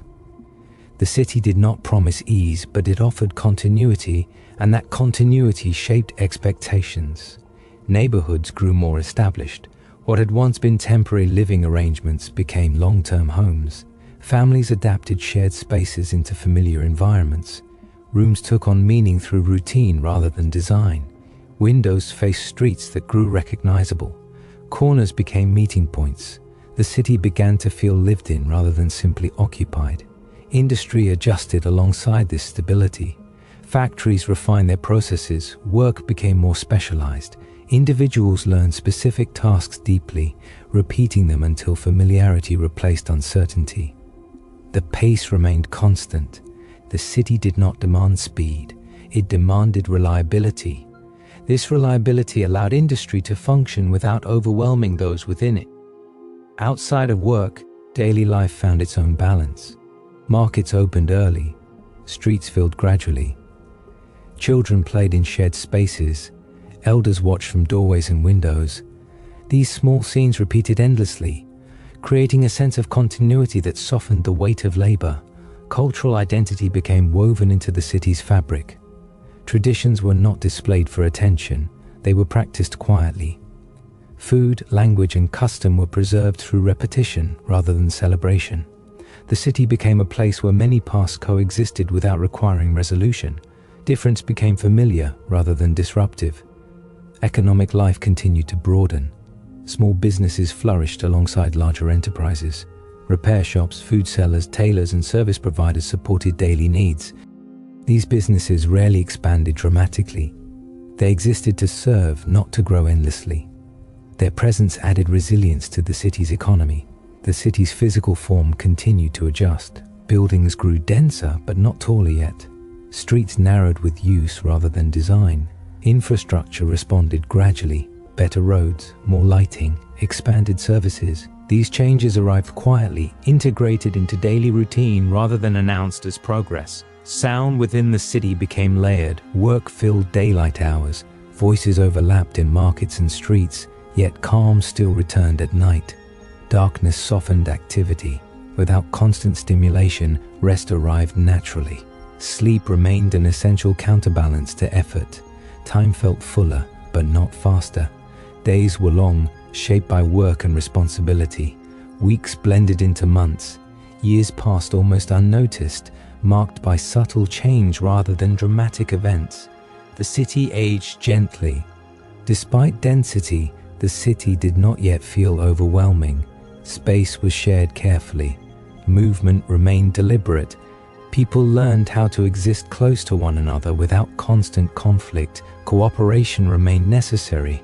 The environment itself encouraged restraint. Weather continued to shape life. Heat slowed work. Cold encouraged closeness. Storms paused activity. These interruptions reminded everyone that the city, for all its growth, still existed within natural limits. Adaptation remained essential. By this point, the city had developed a distinct identity, not through design, but through endurance. It was no longer simply a place of arrival. It was a place of living, a place where lives unfolded gradually, shaped by routine, effort, and shared time. As you imagine this final part of the chapter, picture an evening street lined with modest buildings, lights glowing softly from windows, the sound of distant conversation, shops closing for the night, the city settling into rest. This was a city built through presence, through repetition, through patience. Immigration and industry had not rushed the city forward, they had deepened it.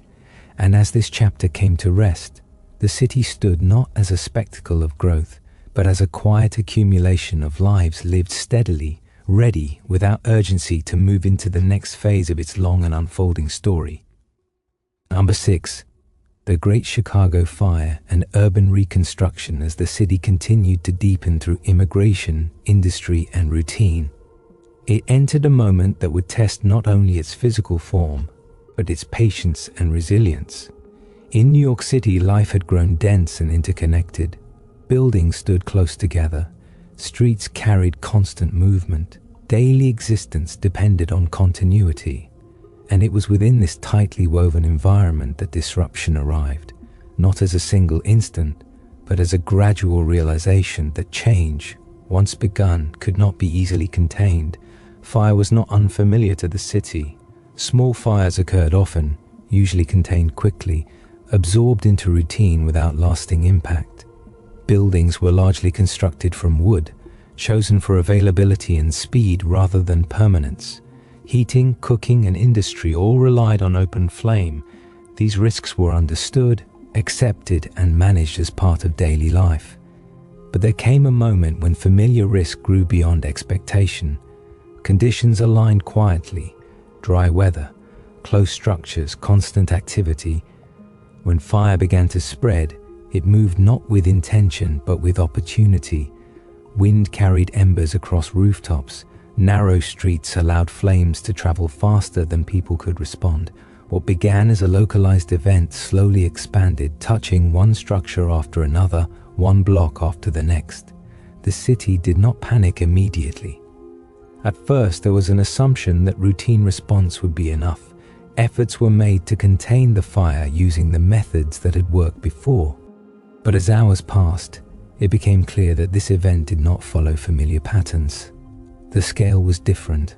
The pace was different. Control slipped away gradually rather than suddenly. As fire moved through neighborhoods, daily life paused. Work stopped. Movement shifted from routine to necessity. People gathered what they could carry and moved slowly away from danger. There was no single direction, no coordinated escape. Movement followed instinct rather than plan, shaped by smoke, heat, and uncertainty. Sound changed dramatically. The steady rhythms of industry and conversation were replaced by crackling wood, rushing wind, and urgent voices. Night did not bring rest. Darkness was filled with glow and shadow. Time felt suspended, measured only by the fire's movement rather than by hours. Buildings that had taken years to construct were lost quickly. Streets that had grown familiar were transformed into open space. Yet even in this moment, the city did not dissolve into chaos. People helped one another quietly. Possessions were shared. Space was made where possible. Community did not disappear. It adapted. When the fire finally subsided, what remained was not silence, but stillness. Smoke lingered. Heat faded slowly. The city stood altered, its density interrupted, its routines broken. Yet within this pause, something unexpected emerged. Not despair, but clarity. Loss was visible, undeniable, but so was survival. The city had not vanished. Its people remained. Memory remained. Connection remained. What had been destroyed was structure, not identity. In the days that followed, movement returned carefully. People walked through familiar spaces that no longer looked the same. Landmarks were gone. Streets felt wider, emptier. The absence of buildings revealed the scale of change. Yet even here, life did not rush to replace what was lost. Reconstruction did not begin immediately. There was a period of reflection, whether spoken or silent. The city observed itself, recognizing limits that had previously gone unnoticed. Questions emerged, not dramatic, but practical. How to rebuild, where to rebuild, what to change, and what to preserve. This pause mattered. It allowed intention to replace reaction. The city did not seek to return exactly to what it had been. It sought to continue, but with awareness shaped by experience.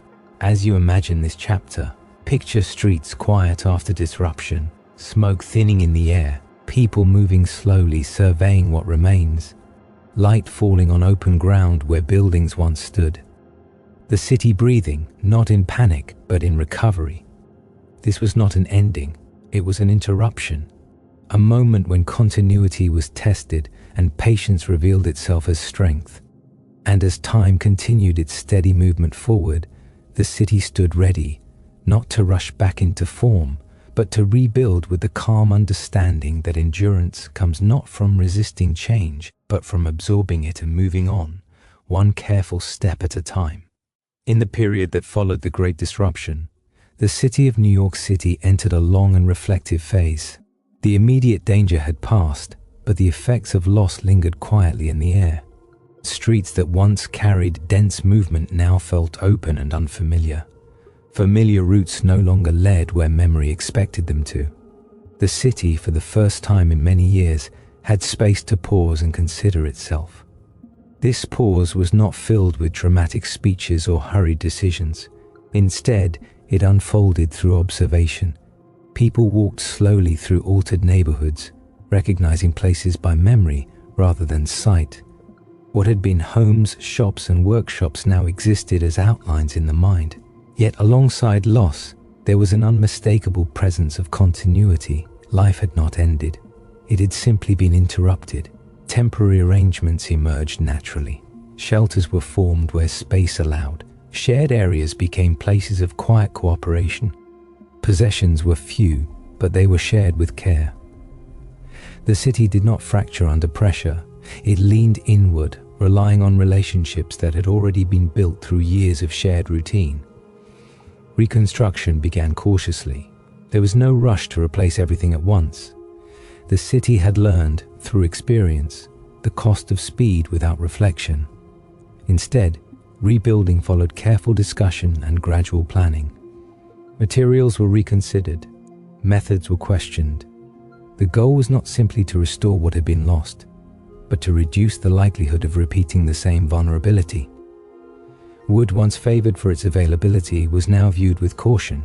Brick and stone gained importance, not as symbols of strength, but as tools of endurance. Buildings were planned with more space between them. Streets were widened slightly where possible. These changes were practical rather than symbolic, shaped by memory rather than ambition. Work returned slowly. Craftspeople, builders, and laborers found steady purpose in reconstruction, days filled with careful effort rather than urgency. The sound of rebuilding was steady and rhythmic, not frantic. Hammering, lifting, and shaping replaced the silence left behind by loss. Each completed structure represented not triumph, but continuation. Daily routines began to reform around these efforts. Mornings started early, evenings ended quietly. Life regained rhythm without returning to excess. The city did not attempt to erase what had happened. It allowed the experience to shape behavior. Economic life adjusted as well. Trade resumed gradually. Businesses reopened where possible, often in temporary spaces. These arrangements were accepted without complaint. Stability mattered more than appearance. The city valued function over form during this period. Community life remained central. People checked on one another. Shared meals became common. Conversations focused less on the future and more on the present moment. This grounding prevented despair and discouraged haste. The physical landscape continued to influence decisions. Weather shaped construction schedules. The land reminded builders of its limits. This awareness encouraged humility rather than dominance. The city rebuilt with cooperation rather than confrontation. Time felt different during this phase. Days were full but unhurried. Progress was measured in small accomplishments rather than grand milestones. The city learned patience through necessity. As you imagine this part of the story, picture scaffolding rising slowly against open sky. Workers moving with steady focus. Streets partially rebuilt, still quiet. Light falling gently on brick and stone. The city not yet whole, but steadily becoming. This was a period of careful renewal, of learning through experience. The fire had removed certainty, but it had not removed resolve. And as reconstruction continued, the city did not seek to forget what had happened. It allowed memory to guide improvement, shaping a rebuilt environment grounded not in fear, but in understanding, moving forward calmly, one structure, one street, one day at a time. As rebuilding continued, the city of New York City slowly entered a quieter, more settled phase of recovery. What had once felt uncertain now began to feel deliberate. The shock of loss softened into memory, and memory itself became a guide rather than a weight. The city did not rush to declare itself restored. Instead, it allowed restoration to arrive gradually, shaped by routine, care, and the steady return of everyday life. New buildings rose slowly, one by one, changing the texture of streets without overwhelming them. brick and stone structures stood where wood once had, not as symbols of pride, but as practical responses to experience. These buildings were solid, measured, and restrained. They did not reach upward dramatically. They sought stability more than attention. Their presence suggested continuity rather than ambition. Streets took on new form through use rather than redesign. Some were widened slightly. Others remained narrow but better organized. Movement flowed more predictably. Space felt intentional.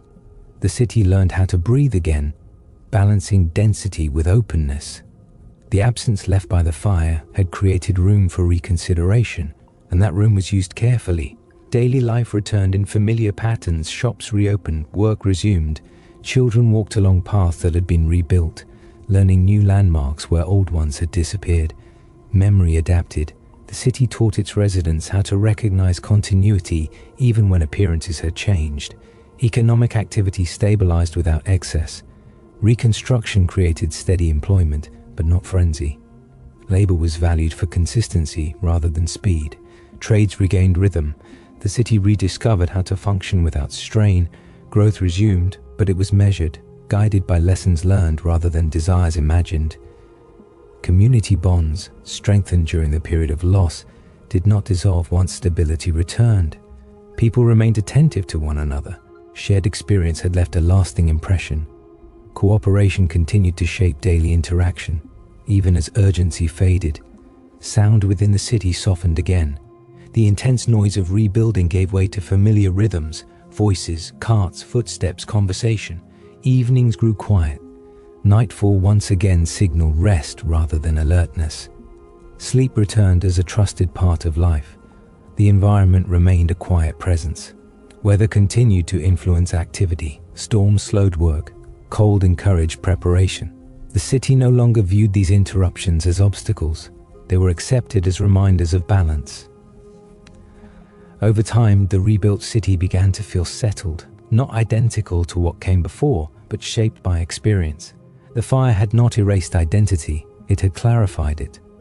The city learned that endurance came not from avoiding disruption, but from responding to it with patience. As you imagine this final stage of the chapter, picture streets at dusk, newly built, but already familiar. Lamps glowing softly. People returning home after steady days of work. The city resting not in relief, but in calm confidence. This was recovery without haste, rebuilding without spectacle. A city that had learned how to continue after interruption.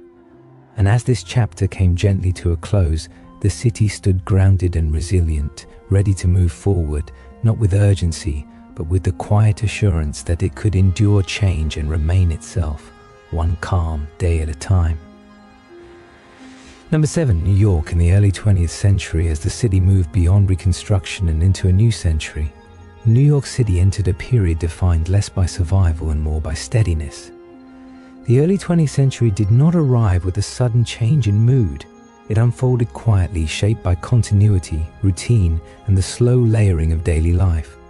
The city had learned how to endure disruption, and now it carried that knowledge forward, allowing growth to occur without urgency. Streets filled each morning with familiar movement. Workers walked or rode toward factories, offices, docks, and shops. The pace was consistent rather than hurried. Schedules existed, but they did not dominate life. Time was measured by routine. Morning departures, midday pauses, evening returns. The city felt active, yet calm in its repetition. Buildings grew more numerous and more varied. Brick and stone structures lined streets, forming continuous blocks that felt solid and dependable. Construction continued, but it followed need rather than ambition. New buildings replaced old ones gradually. Nothing appeared all at once. The skyline began to change, though not dramatically yet. Height increased slowly, cautiously, as confidence grew. Industry remained central, but it had matured. Factories operated with greater organization. Work was divided more clearly. Machines became more common, but they complemented human labor rather than overwhelming it. The sound of industry became familiar, a steady presence woven into the city's daily rhythm. Transportation systems expanded gently. Streetcars and trains moved people predictably across neighborhoods. Travel within the city became easier, reducing isolation without increasing speed.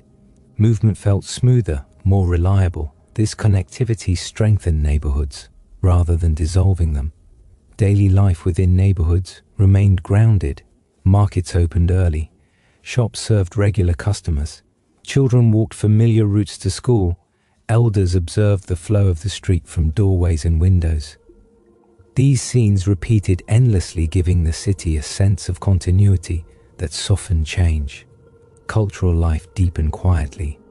Music, theater, and gathering places existed alongside work, offering moments of rest and reflection.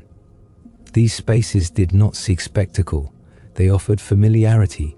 Even leisure followed routine, providing balance rather than escape. Immigrant communities continued to shape the city, now more settled than before. Traditions were preserved through repetition rather than display. Languages blended softly in streets and homes. Difference had become familiar, woven into the city's identity without tension. The city's relationship with time continued to evolve. Days felt full but not rushed.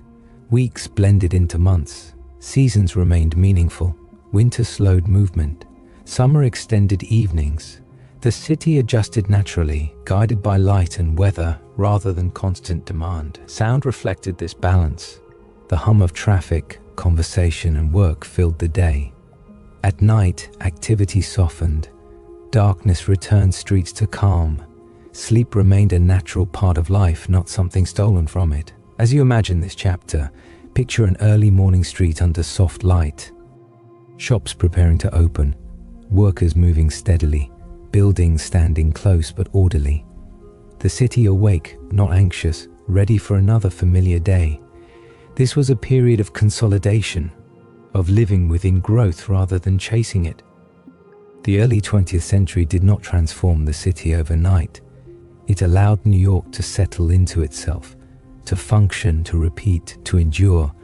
And as this chapter unfolded, the city moved forward calmly, guided by routine and resilience, prepared, without urgency, for the larger changes that still lay ahead. As the early 20th century progressed, daily life in New York City became increasingly shaped by familiarity rather than novelty. The city no longer felt as though it was becoming something new each day. Instead, it felt as though it was settling more deeply into what it already was. Growth continued, but it was layered gently onto existing routines, allowing continuity to remain the defining experience of urban life. Mornings began with predictable movement. Streets filled gradually rather than suddenly. People left homes at familiar hours, walking routes they knew well. Public transport carried steady streams of passengers, its rhythm dependable and calm. The city woke up each day not with urgency but with expectation. Another day would unfold much like the last, and that sameness offered comfort. Workplaces reflected this maturity. Offices and factories operated with refined systems. Roles were defined clearly. Tasks repeated daily, creating rhythm rather than pressure. Machines had become more common, yet they were integrated thoughtfully, enhancing efficiency without erasing human presence. The balance between labor and machinery created stability rather than acceleration. Neighborhoods remained central to identity. Even as the city expanded, people experienced it through the scale of streets, blocks, and local gathering places. Shops recognized regular customers. Neighbors knew one another by sight, if not by name. Familiarity reduced tension and created a sense of belonging that softened density. Housing adapted gradually. Buildings grew taller in some areas, but height was introduced cautiously. New construction respected existing streetscapes. Density increased without overwhelming. People learned how to live close together while maintaining personal rhythm. Shared spaces were used with quiet awareness. Cultural life continued to unfold without spectacle. Theaters, music halls, and public spaces offered moments of shared experience. These places did not seek to dazzle. They provided routine pleasure, familiar performances, repeated programs, known faces. Leisure balanced work rather than competing with it. Education became more structured during this period. Schools expanded to serve growing populations. Children followed daily schedules that mirrored the city's rhythm. Learning was practical and steady, preparing future generations to live within the city rather than escape it. The city's physical infrastructure continued to improve. Roads were maintained. Lighting became more consistent. Utilities expanded quietly, supporting daily life without drawing attention. These systems worked best when unnoticed, and they were designed accordingly. Weather still shaped experience. Summer heat slowed movement. Winter cold encouraged planning and preparation. The city adjusted its pace naturally, never fully separating itself from the environment. Seasonal change remained part of urban life rather than an inconvenience to overcome. Sound within the city evolved into a familiar background. Traffic, conversation, and work blended into a constant hum that felt stable rather than intrusive. At night, activity softened. Darkness reclaimed streets. The city rested, preparing for repetition rather than change. Economic life broadened further. Professions diversified. Services expanded. Opportunity existed, but it was grounded in effort rather than promise. Advancement was incremental. People planned carefully, accepting that progress took time. Despite its size, the city retained a sense of moderation. There was no collective rush toward excess. Life remained balanced between effort and rest. The city had learned that endurance depended on rhythm rather than speed. As you imagine this part of the story, picture a mid-afternoon street with steady movement, trams passing quietly, shops open serving familiar faces, buildings casting long shadows, the city alive but unhurried. This was a time of deepening rather than expansion, of refinement rather than reinvention. The early 20th century allowed New York to grow into itself, strengthening routines that supported millions of lives. The city carried its calm confidence forward, ready to absorb future change without losing the steady rhythm that defined its daily existence. As the early 20th century moved toward its middle years, New York City reached a point where growth and familiarity existed side by side in careful balance. The city no longer felt young, yet it was far from complete. Instead, it carried a sense of quiet confidence, shaped by decades of routine, adaptation, and shared experience. Life did not feel dramatic or uncertain, it felt established. By this stage, generations overlapped within the city. Those who had arrived as children now raised families of their own. Memories stretched backward through familiar streets, buildings, and daily patterns. The city was no longer only a destination, it was a home, shaped as much by memory as by structure. Daily routines became deeply ingrained. Work, travel, meals, rest, each followed rhythms refined over time. People knew when the city would be busy and when it would soften. Morning movement felt purposeful but calm. Midday carried steady activity. Evenings slowed naturally. The city moved like a practiced routine, repeating itself without fatigue. Industry continued to function as a foundation, but it no longer dominated the city's identity. Offices, services, and creative work expanded alongside factories and docks. Economic life diversified quietly, offering stability through variety rather than expansion through force. The city learned how to support many forms of work without favoring one exclusively. The skyline began to change more noticeably during this period, yet even this transformation arrived gradually. Taller buildings appeared, not as sudden interruptions but as careful additions. They rose slowly, reshaping views without overwhelming them. Height became a tool rather than a statement, responding to need rather than ambition. Transportation systems grew more interconnected. Trains and streetcars linked distant neighborhoods seamlessly. Movement across the city felt smoother, reducing isolation while preserving local identity. Travel became part of routine rather than effort. The city felt more accessible without feeling smaller. Neighborhood life remained central despite this connectivity. Local shops, schools, and gathering places continued to shape daily experience. Even as people moved more easily across the city, they remained rooted in familiar streets. The balance between movement and belonging remained intact. Cultural life matured further. Art, music, literature, and public performance became part of everyday awareness. These expressions were not reserved for special occasions. They existed alongside routine, offering reflection rather than distraction. The city's creative life felt integrated rather than separate. Public spaces gained importance. Parks, libraries, and shared areas offered quiet pauses within density. These spaces did not demand attention. They provided relief through simplicity, places to sit, walk, read, or observe. The city acknowledged the need for stillness within movement. Social structures became more established. Education, healthcare, and public services expanded steadily. These systems work best when unnoticed, supporting daily life without interruption. Their presence reinforced stability, allowing people to plan for the future without urgency. The passage of time felt layered. The past was visible in architecture and habit. The present unfolded through routine. The future felt approachable but unpressured.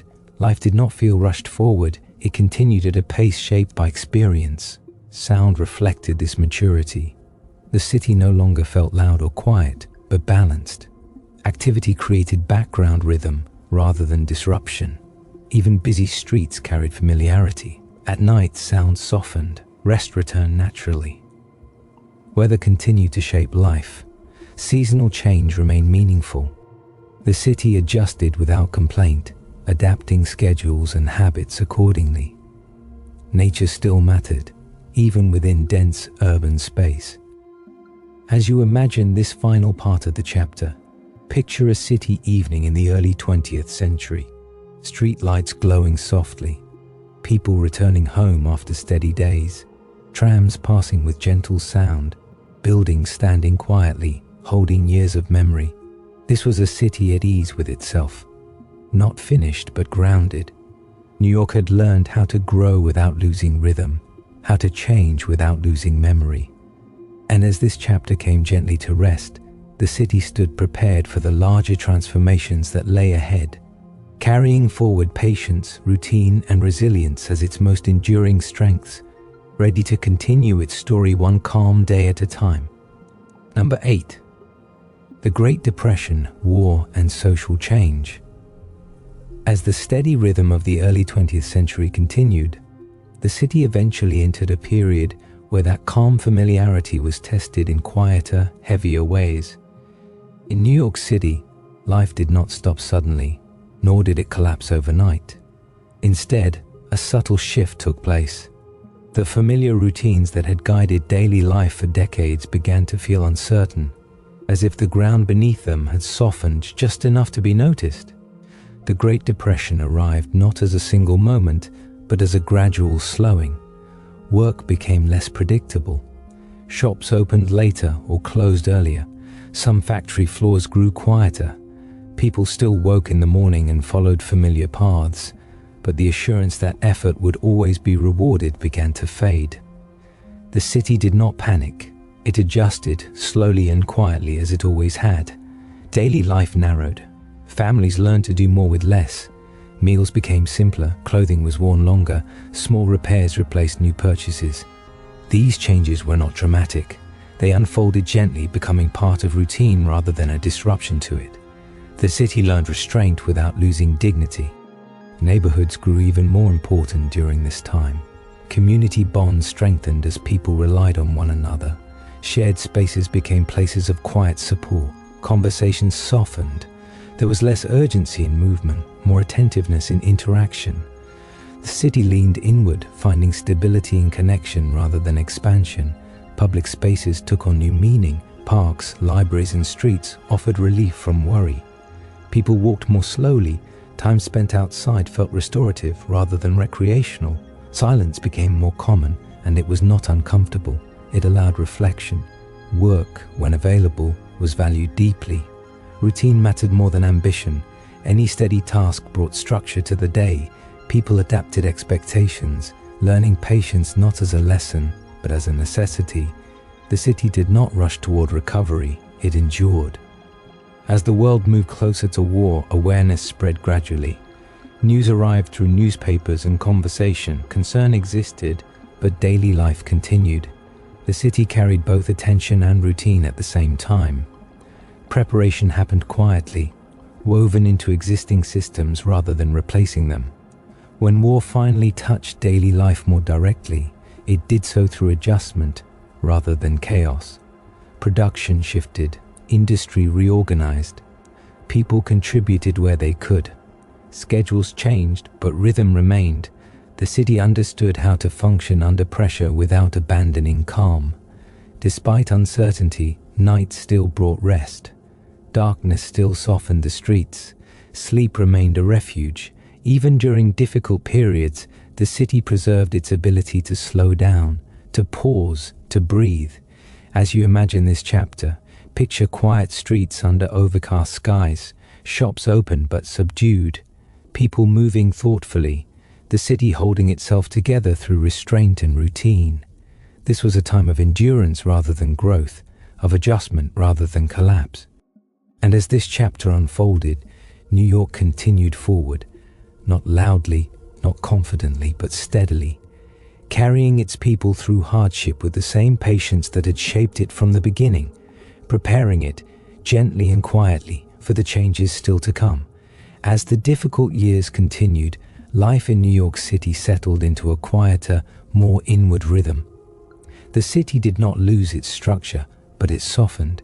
The energy that once pushed outward now turned toward preservation.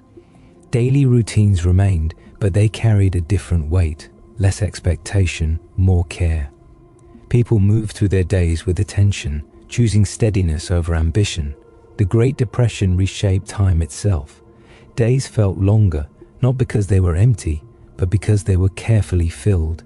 Work, when available, was approached with gratitude rather than urgency. For those without steady employment, time was organized around small tasks, walking familiar routes, visiting public spaces, maintaining households, and sharing conversation. The city learned how to exist without excess motion. Homes became centers of life. Even small living spaces gained importance as places of warmth, routine, and continuity. Meals were prepared slowly. Evenings were spent together, often quietly. Radios carried voices and music into rooms, offering connection beyond walls without demanding attention. Sound became gentle, controlled, and comforting. Neighborhood streets reflected this shift. Movement was slower, more deliberate. People lingered at corners, in parks, on stoops. Interaction became softer. There was less noise, less distraction. Silence, once rare, became familiar and even reassuring. The city discovered the value of pause. As the early 20th century moved toward its middle years, New York City reached a point where growth and familiarity existed side by side in careful balance. The city no longer felt young, yet it was far from complete. Instead, it carried a sense of quiet confidence, shaped by decades of routine, adaptation, and shared experience. Life did not feel dramatic or uncertain, it felt established. By this stage, generations overlapped within the city. Those who had arrived as children now raised families of their own. Memories stretched backward through familiar streets, buildings, and daily patterns. The city was no longer only a destination. It was a home shaped as much by memory as by structure. Daily routines became deeply ingrained. Work, travel, meals, rest, each followed rhythms refined over time.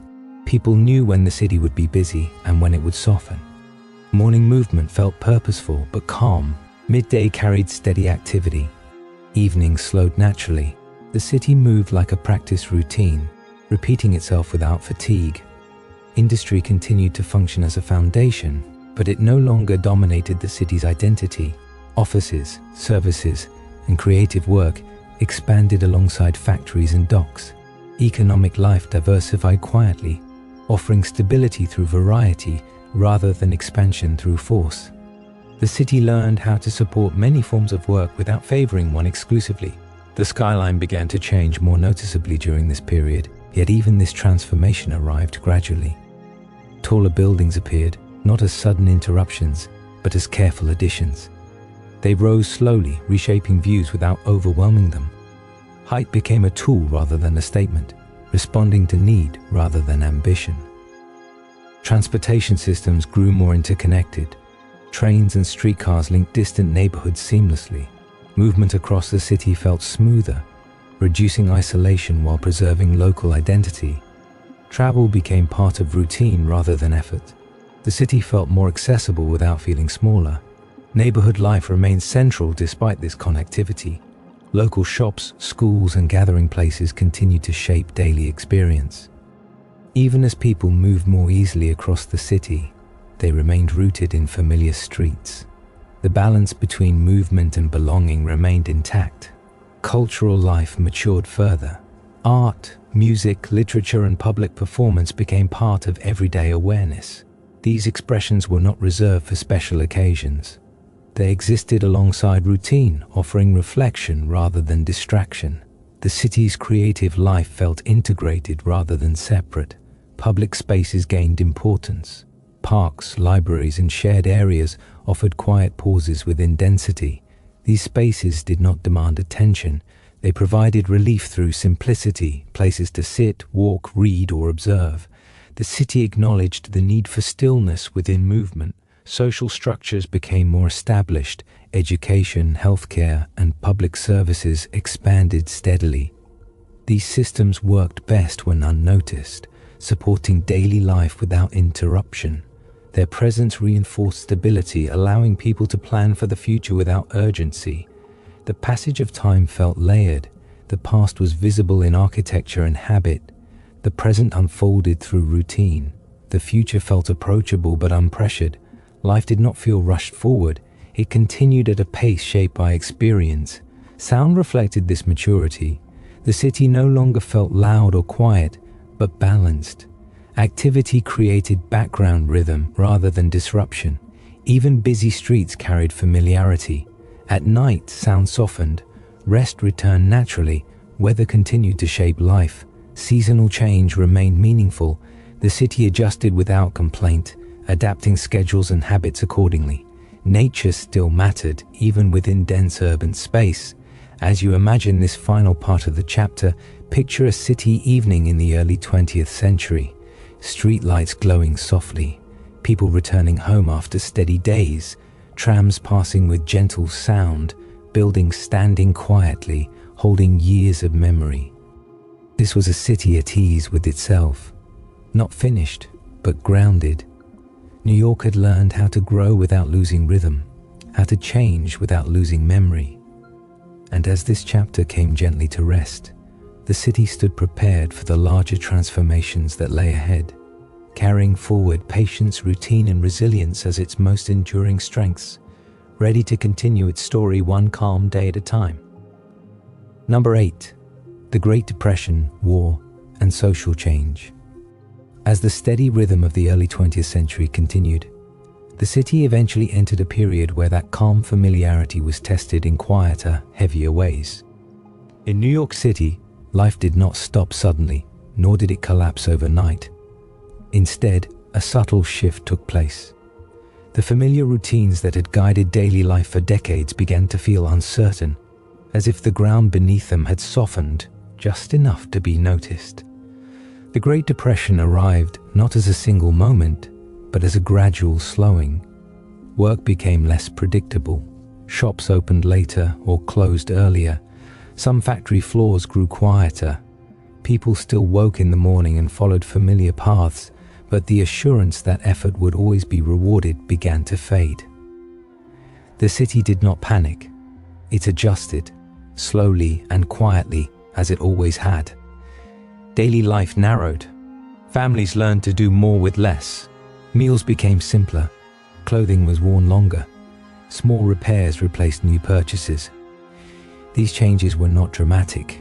They unfolded gently, becoming part of routine rather than a disruption to it. The city learned restraint without losing dignity. Neighborhoods grew even more important during this time. Community bonds strengthened as people relied on one another. Shared spaces became places of quiet support. Conversations softened. There was less urgency in movement, more attentiveness in interaction. The city leaned inward, finding stability in connection rather than expansion. Public spaces took on new meaning. Parks, libraries, and streets offered relief from worry. People walked more slowly. Time spent outside felt restorative rather than recreational. Silence became more common, and it was not uncomfortable. It allowed reflection. Work, when available, was valued deeply. Routine mattered more than ambition. Any steady task brought structure to the day. People adapted expectations, learning patience not as a lesson, but as a necessity. The city did not rush toward recovery. It endured. As the world moved closer to war, awareness spread gradually. News arrived through newspapers and conversation. Concern existed, but daily life continued. The city carried both attention and routine at the same time. Preparation happened quietly, woven into existing systems rather than replacing them. When war finally touched daily life more directly, it did so through adjustment rather than chaos. Production shifted, industry reorganized, people contributed where they could. Schedules changed, but rhythm remained. The city understood how to function under pressure without abandoning calm. Despite uncertainty, nights still brought rest. Darkness still softened the streets. Sleep remained a refuge. Even during difficult periods, the city preserved its ability to slow down, to pause, to breathe. As you imagine this chapter, picture quiet streets under overcast skies. Shops open, but subdued. People moving thoughtfully. The city holding itself together through restraint and routine. This was a time of endurance rather than growth, of adjustment rather than collapse. And as this chapter unfolded, New York continued forward, not loudly, not confidently, but steadily, carrying its people through hardship with the same patience that had shaped it from the beginning, preparing it gently and quietly for the changes still to come. As the difficult years continued, life in New York City settled into a quieter, more inward rhythm. The city did not lose its structure, but it softened. The energy that once pushed outward now turned toward preservation. Daily routines remained, but they carried a different weight. Less expectation, more care. People moved through their days with attention, choosing steadiness over ambition. The Great Depression reshaped time itself. Days felt longer, not because they were empty, but because they were carefully filled. Work, when available, was approached with gratitude rather than urgency. For those without steady employment, time was organized around small tasks, walking familiar routes, visiting public spaces, maintaining households, and sharing conversation. The city learned how to exist without excess motion. Homes became centers of life. Even small living spaces gained importance as places of warmth, routine, and continuity. Meals were prepared slowly. Evenings were spent together, often quietly. Radios carried voices and music into rooms, offering connection beyond walls without demanding attention. Sound became gentle, controlled, and comforting. Neighborhood streets reflected this shift. Movement was slower, more deliberate. People lingered at corners, in parks, on stoops. Interaction became softer. There was less noise, less distraction. Silence, once rare, became familiar and even reassuring. The city discovered the value of pause. Public institutions played a steady role. Libraries remained open, offering space and quiet. Parks provided room to walk and breathe. These places asked nothing in return. They existed as steady presences, helping the city maintain balance through stillness. As war approached more closely, daily life began to absorb new layers of responsibility. Information traveled steadily through newspapers and conversation. Awareness grew without panic. Preparation unfolded quietly. The city did not abandon its routines. It adapted them. Industry shifted purpose, but not rhythm. Factories adjusted production. Work continued with focus and discipline. Effort felt meaningful, grounded in contribution rather than reward. The city's experience with hardship had already taught it how to function under pressure without chaos. Social change unfolded subtly during this period. Roles shifted, expectations adjusted. People learned new skills, took on new responsibilities, and adapted to circumstances without resistance. These changes were absorbed gradually, becoming part of everyday life rather than moments of disruption. Despite uncertainty, nights remained calm. Streetlights glowed softly. Homes settled into rest. Sleep came not as escape, but as restoration. The city preserved its most important rhythm, the ability to slow down and recover. Time during these years felt deep rather than fast. Memory accumulated. Experiences layered gently. The city did not hurry toward resolution. It accepted endurance as its task. As you imagine this part of the story, picture an evening street during wartime. Lights dimmed, windows glowing warmly, people moving quietly, purposefully.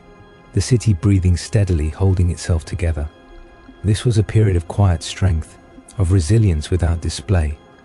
New York did not rush through hardship. It moved carefully, guided by routine, connection, and patience. And as this chapter continued, the city carried forward a deeper understanding that survival was not about speed or force, but about balance maintained one calm day after another. As the long years of hardship gradually eased, New York City began to sense a quiet shift in the air. Nothing changed all at once. There was no single morning when the city woke and felt entirely different. Instead, life slowly grew lighter, not through excitement, but through the gentle return of steadiness. The weight that had pressed on daily routines did not vanish, but it softened, allowing breath and movement to feel a little easier. Work became more consistent again, not abundant, not effortless, but reliable enough to restore rhythm. Shops reopened with modest confidence. Streets filled slightly more than before, though never hurried. People continued to value routine over ambition, carrying forward the lessons learned during scarcity. The city did not forget how to move slowly. Homes remained central to life. Shared meals, quiet evenings, and familiar sounds continued to anchor daily experience. Even as opportunity returned, excess did not. Simplicity had become habit. Comfort was found in repetition rather than accumulation. The city carried this restraint forward, allowing recovery to remain calm. As the war years concluded, change arrived gently rather than dramatically. Soldiers returned quietly. Industry adjusted again, redirecting effort toward everyday needs. These transitions unfolded through routine rather than celebration. The city absorbed them carefully, protecting balance above all else. Social change continued in subtle ways. Roles that had shifted during hardship did not immediately return to their previous forms. New expectations lingered. Skills learned during difficult years remained useful. The city did not rush to restore the past exactly as it had been. It allowed the present to shape what came next. Public spaces regained a softer energy. Parks filled with quiet activity. Libraries continued to offer refuge. Streets felt more open, not because they were empty, but because tension had eased. Movement felt purposeful without being strained. Sound reflected this change. Conversations grew lighter. Laughter returned, though gently.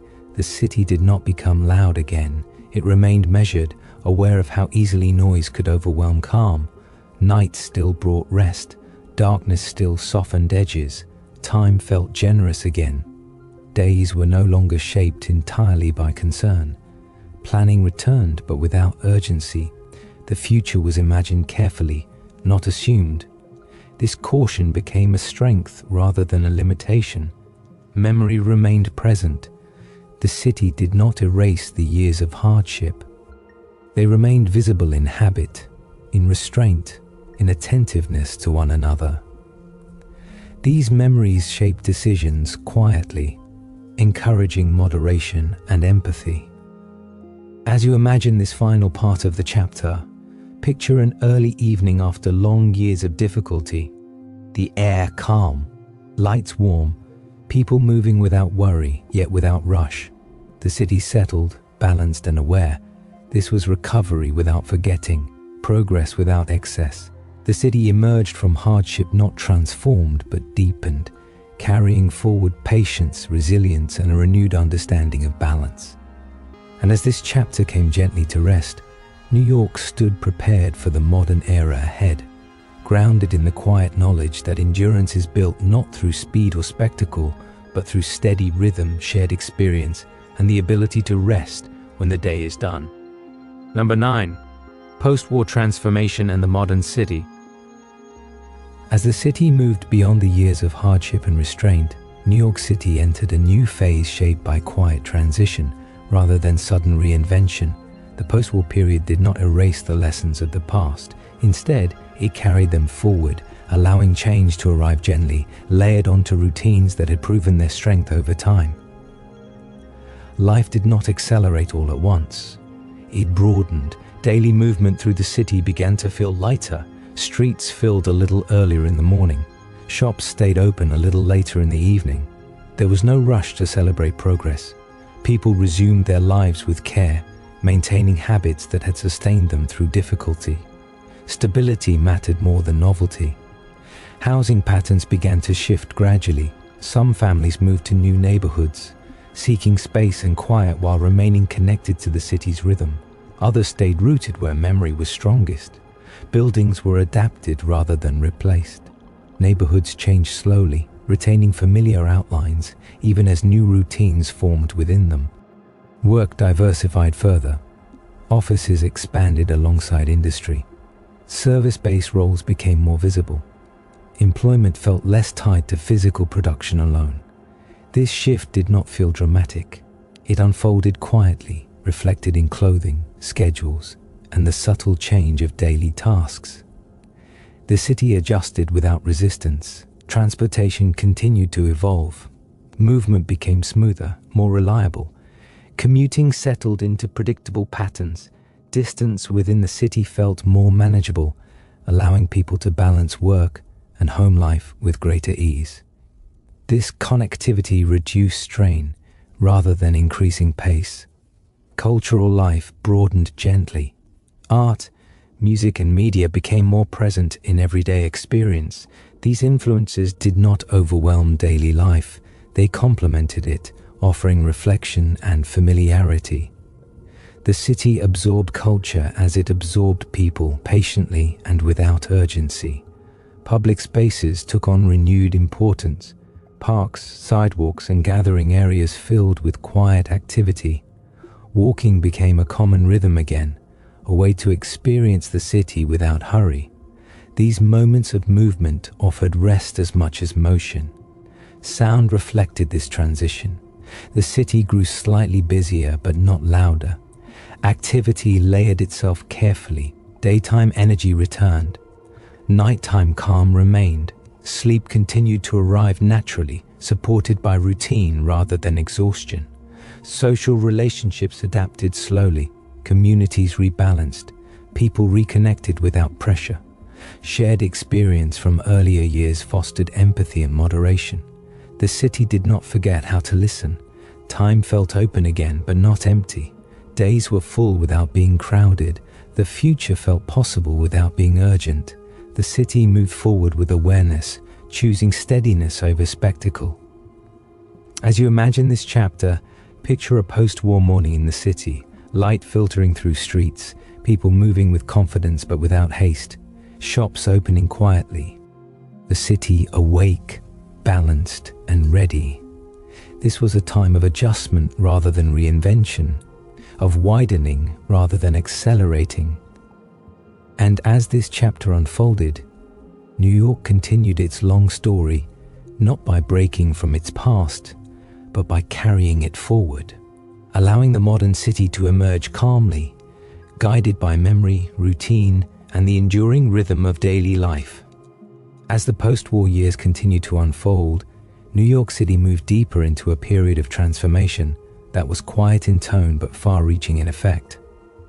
The city did not reinvent itself through a single vision or dramatic shift. Instead, it changed through countless small adjustments, each one almost unnoticeable on its own, yet powerful in accumulation. Life expanded gently, guided by experience rather than optimism alone. Daily routines became more flexible. Work schedules shifted as new industries and services took root. Offices filled buildings that once served different purposes. The rhythm of the workday softened, allowing mornings and evenings to feel less compressed. People still moved with purpose, but the sense of constant pressure eased. Time felt more evenly distributed across the day. Housing patterns continued to evolve.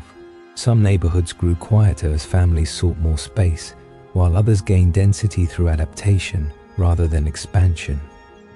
Apartments were reconfigured, buildings were repurposed. The city learned how to change from within, reshaping itself without erasing what already existed. Memory remained visible in architecture, even as function adapted. Transportation played a subtle but central role in this transformation. Improved systems made longer commutes manageable without urgency. Travel became routine rather than effort. Movement across the city felt smoother, reducing the sense of separation between work, home, and leisure. This connectivity allowed people to live more balanced lives without leaving the city behind. Economic life diversified steadily. Professional services, education, media, and creative industries expanded alongside traditional labor. This diversification did not displace earlier forms of work overnight. Instead, it layered new roles onto existing structures. The city supported many ways of living at once, strengthening resilience through variety. Cultural presence grew gently. Music, film, and art became part of everyday awareness, accessible without demanding attention. These influences blended into daily life, offering reflection rather than escape. The city absorbed culture the same way it absorbed people, slowly, carefully, and without haste. Neighborhood identity remained strong despite these changes. Local routines persisted. Shops served familiar faces. Streets retained their character even as their purpose shifted slightly. People continued to experience the city at a human scale, grounded in blocks and corners rather than abstractions. Public spaces gained renewed importance. Sidewalks, parks, and shared areas became places of pause. Walking remained central to urban life, allowing observation and reflection. These moments of stillness balanced the city's growing complexity. Sound reflected this maturity. The city was active, but not overwhelming. Layers of movement, conversation, and traffic blended into a steady background. At night, calm returned reliably. Rest remained protected, not sacrificed. Social change continued gradually. Expectations shifted, roles adapted. These changes were absorbed without spectacle. The city learned how to evolve socially without destabilizing daily life. Moderation remained a guiding principle. Time felt generous again. Planning returned without urgency. The future was considered thoughtfully rather than chased. Experience guided decision-making more than desire. The city moved forward with confidence grounded in memory. As you imagine this part of the story, picture a late afternoon city street in the post-war years. People walking home calmly.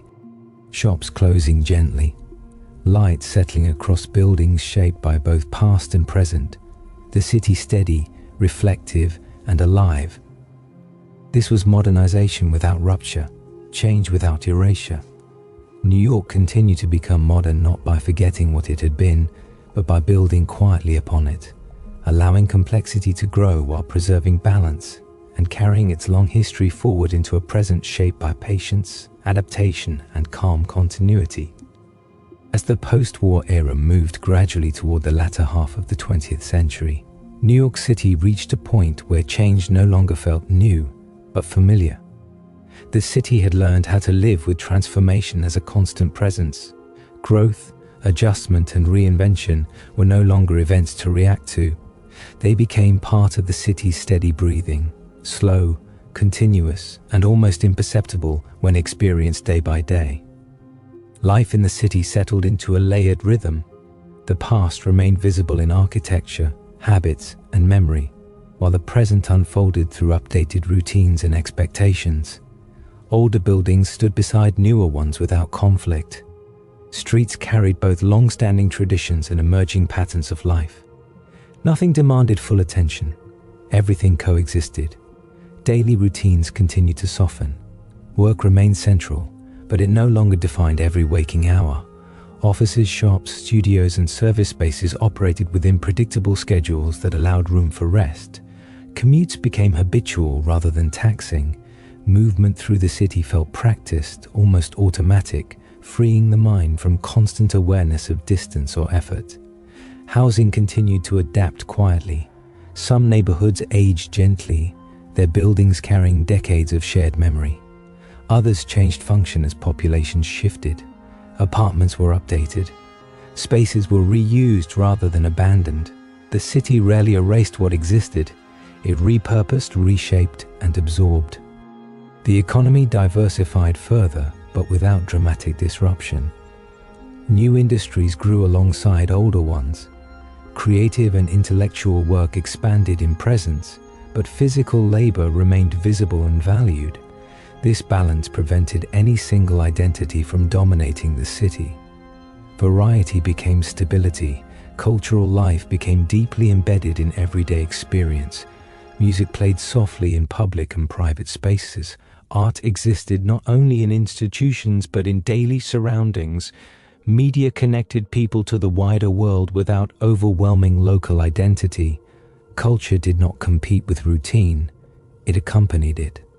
Public spaces continued to offer relief within density. Parks, sidewalks, and shared areas allowed the city to pause. These spaces were not dramatic. They were consistent, dependable, and quietly essential. People walked, sat, observed, and rested without purpose beyond being present. Sound within the city reached a mature balance. Activity created a constant hum that felt familiar rather than intrusive. Even busy areas carried predictability. At night, sound softened naturally. The city still knew how to sleep. Social life continued to evolve without force. Expectations shifted slowly. Communities adjusted through experience rather than instruction. The city learned how to accommodate difference without losing cohesion. Empathy, built over decades of shared living, remained a quiet strength. Time felt layered and expansive. The past informed the present. The present moved calmly toward the future. Life did not feel rushed forward. It continued steadily, supported by routine rather than driven by urgency. Technology began to influence daily life more notably during this period, but it was absorbed gradually. New tools and systems entered routines without replacing them entirely. The city adapted rather than transformed. Human rhythm remained central. Despite its scale and complexity, the city retained moments of intimacy. Familiar streets, repeated paths, and daily encounters grounded experience. People still lived their lives locally, even within vast surroundings. This balance preserved calm within magnitude. As you imagine this final part of the chapter, picture a late evening city scene, lights glowing steadily, people returning home without hurry, streets active but composed, buildings holding layers of time quietly within their walls. This was the modern city taking shape without spectacle, continuity without stagnation. New York did not become modern by leaving its past behind. It carried it forward, allowing each generation to add quietly to what already existed. And as this chapter came gently to rest, the city stood fully itself, complex, resilient, and calm, ready to continue its long story not through sudden change, but through the steady rhythm of everyday life, unfolding one peaceful night at a time. Number 10. New York in the contemporary era. As the city moved fully into the contemporary era, New York City did not announce the transition with a clear beginning.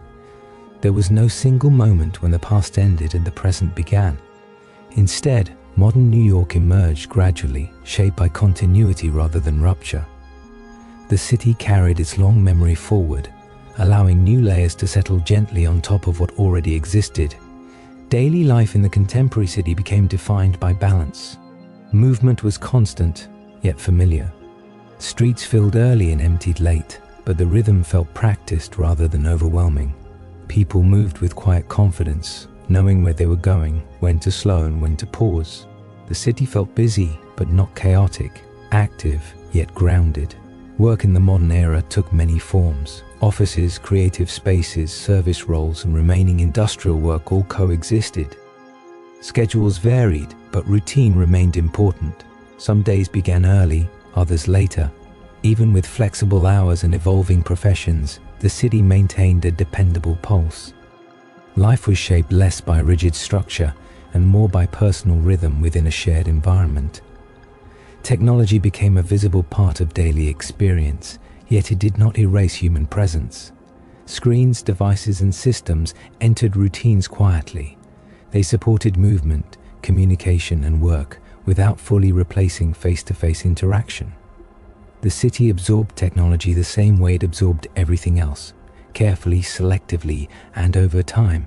Neighborhood identity remained strong. Despite global connections and constant information flow, people continued to experience the city locally. Streets, blocks, cafes, parks, and familiar routes shaped daily life. Even within a vast metropolis, experience remained intimate. The city's size did not eliminate closeness, it contained it. Housing reflected this complexity. Old buildings stood beside new ones. Renovation replaced demolition where possible. Spaces were reused, adapted, and reimagined. Memory remained visible in walls, staircases, and windows. The city did not rush to erase its past. It allowed it to live alongside the present. Public spaces grew even more important in contemporary life. Parks, waterfronts, sidewalks, and quiet corners offered relief from constant motion. Walking became a way to reconnect with the city's slower rhythms. These spaces reminded people that rest was still part of urban life. Sound in the contemporary city became layered but controlled. Activity filled the day. Conversation, transport, and work created constant background motion. Yet the city still knew how to soften. Night brought a familiar calm. Sleep remained protected by routine rather than exhaustion. Cultural life expanded in every direction. Yet it did not overwhelm daily existence. Art, music, food, and expression became part of the environment rather than separate events. Culture accompanied life instead of interrupting it. Social life adapted continuously. Diversity was no longer a defining feature, it was an assumption. Difference existed without explanation. The city learned how to function through coexistence rather than agreement. This quiet tolerance became one of its greatest strengths. Time in the contemporary city felt both fast and slow. Days moved quickly, but years passed gently. Change was constant, yet rarely shocking. Life continued through repetition rather than reinvention. As you imagine this chapter, picture a modern New York evening. Lights reflecting on glass and stone, people walking calmly despite crowds. The city alive, aware, and steady. This was the present shaped by memory. Modern life grounded in patience. New York entered the contemporary era not by abandoning its past, but by carrying it forward, allowing the city to remain human in scale, calm in rhythm, and resilient in spirit, ready to continue its story quietly, one familiar day and one peaceful night at a time. As the contemporary era continued to unfold, New York City settled into a state of constant motion that no longer felt disruptive. Change had become ordinary. Renewal happened quietly, often unnoticed, woven into the background of everyday life. The city no longer reacted strongly to transformation, because transformation itself had become part of its natural rhythm. Daily life in modern New York balanced intensity with familiarity. Mornings began early for some and late for others, yet the city accommodated every rhythm without conflict. Cafes opened before sunrise, offices filled gradually, streets adjusted naturally, carrying waves of movement that rose and fell throughout the day. There was always activity somewhere, yet no single pace dominated. Work in this era became deeply varied. Traditional offices existed beside creative studios, remote workspaces, service roles, and emerging professions that had no clear definition a generation earlier. Despite this variety, routine remained essential. People still shaped their days around repeated habits. Morning walks, familiar routes, regular breaks.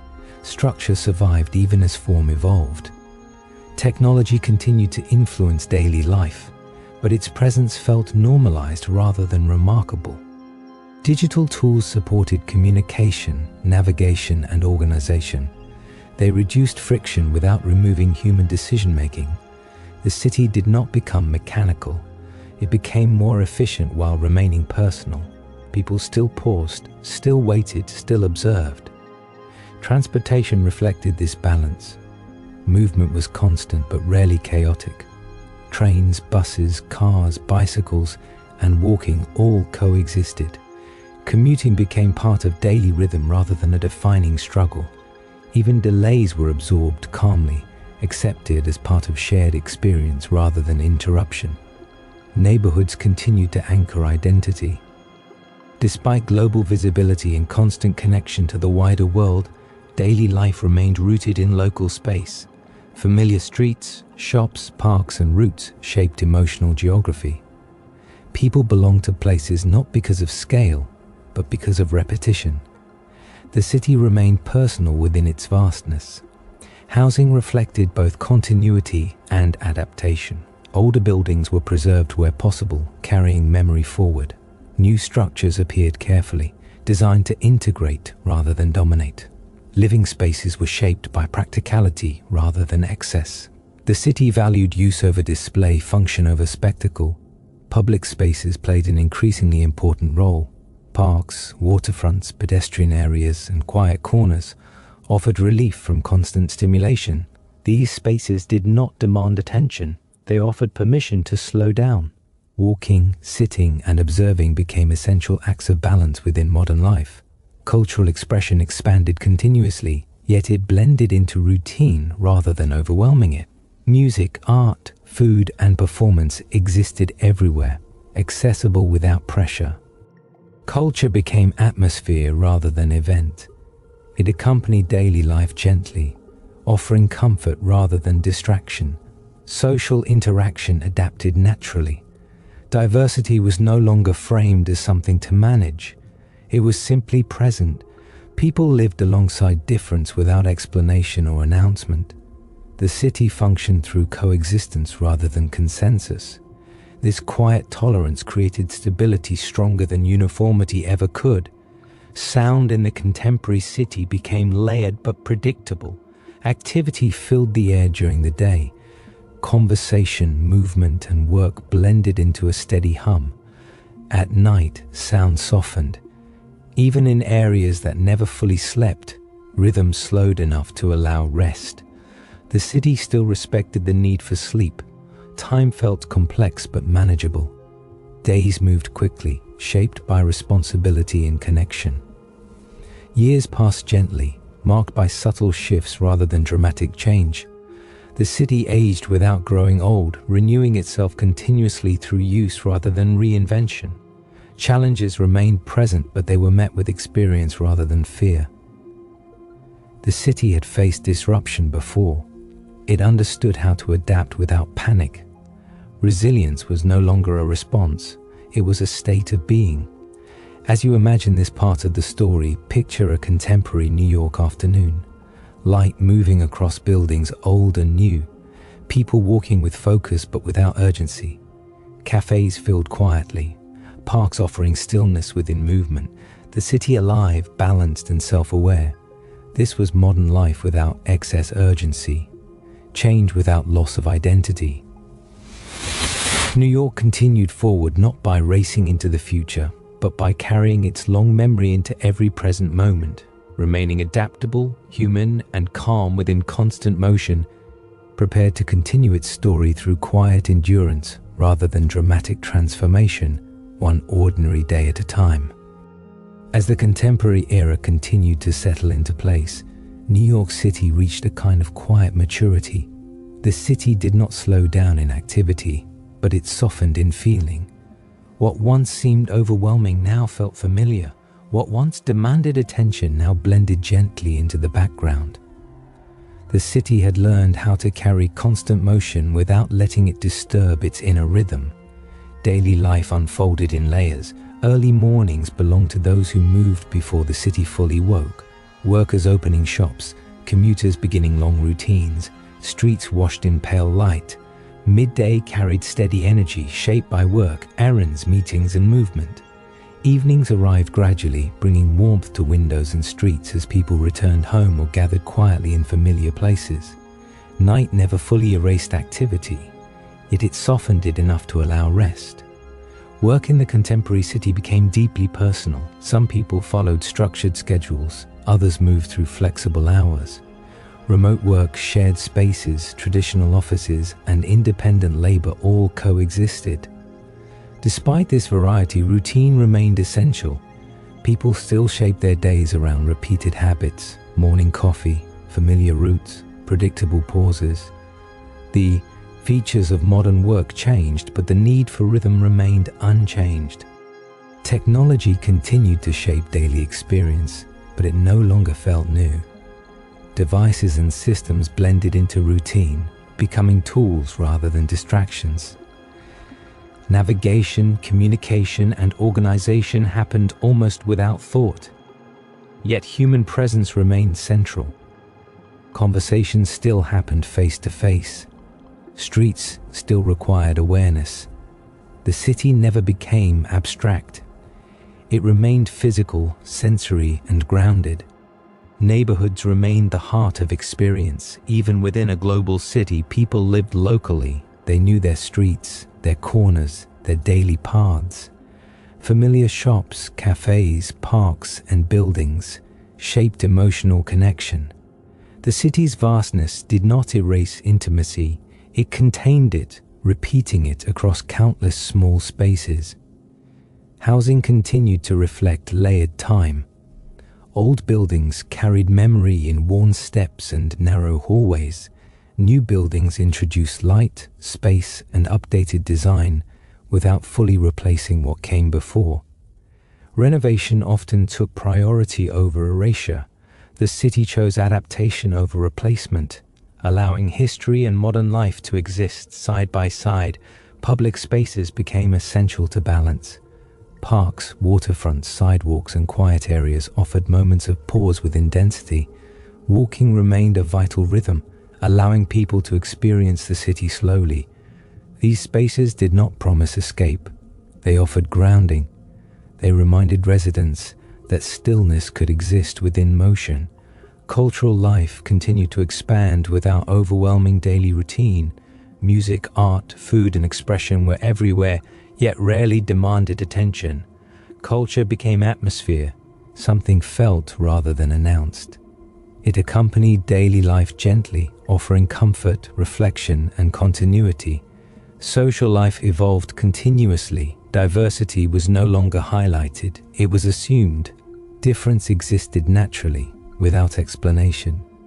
People shared space without needing agreement. The city functioned through coexistence rather than uniformity. This quiet acceptance allowed stability to endure. Sound in the contemporary city felt layered but familiar. Daytime carried movement and conversation. Night softened noise without silencing it completely. Even in areas that never fully slept, rhythm slowed enough to allow rest.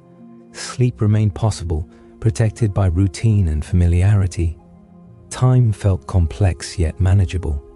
Days moved quickly, filled with responsibility and connection. Years passed gently, marked by subtle shifts rather than dramatic change. The city aged without losing energy, renewing itself through daily use rather than reinvention. Challenges continued to arise. Economic shifts, social change, global events, but the city met them with experience rather than alarm. Having endured disruption before, it understood adaptation as a skill rather than a reaction. Resilience was no longer dramatic, it was habitual. Memory remained present everywhere, in architecture, in routines, in shared understanding. The city did not forget its past. It carried it forward quietly, allowing it to inform choices without dominating them. History existed not as weight, but as foundation. As you imagine this final chapter, picture a contemporary New York night, lights glowing steadily, people walking calmly despite crowds, windows warm with life inside, the city alive, balanced, and at ease with itself. This was continuity in motion, change without loss. New York in the contemporary era did not seek to become something else. It chose to remain itself. layered, resilient, human, carrying centuries of rhythm into the present moment. And as this long story reached its resting point, the city continued quietly onward, ready to hold future days the same way it held the present, patiently, steadily, and without hurry, one peaceful night at a time.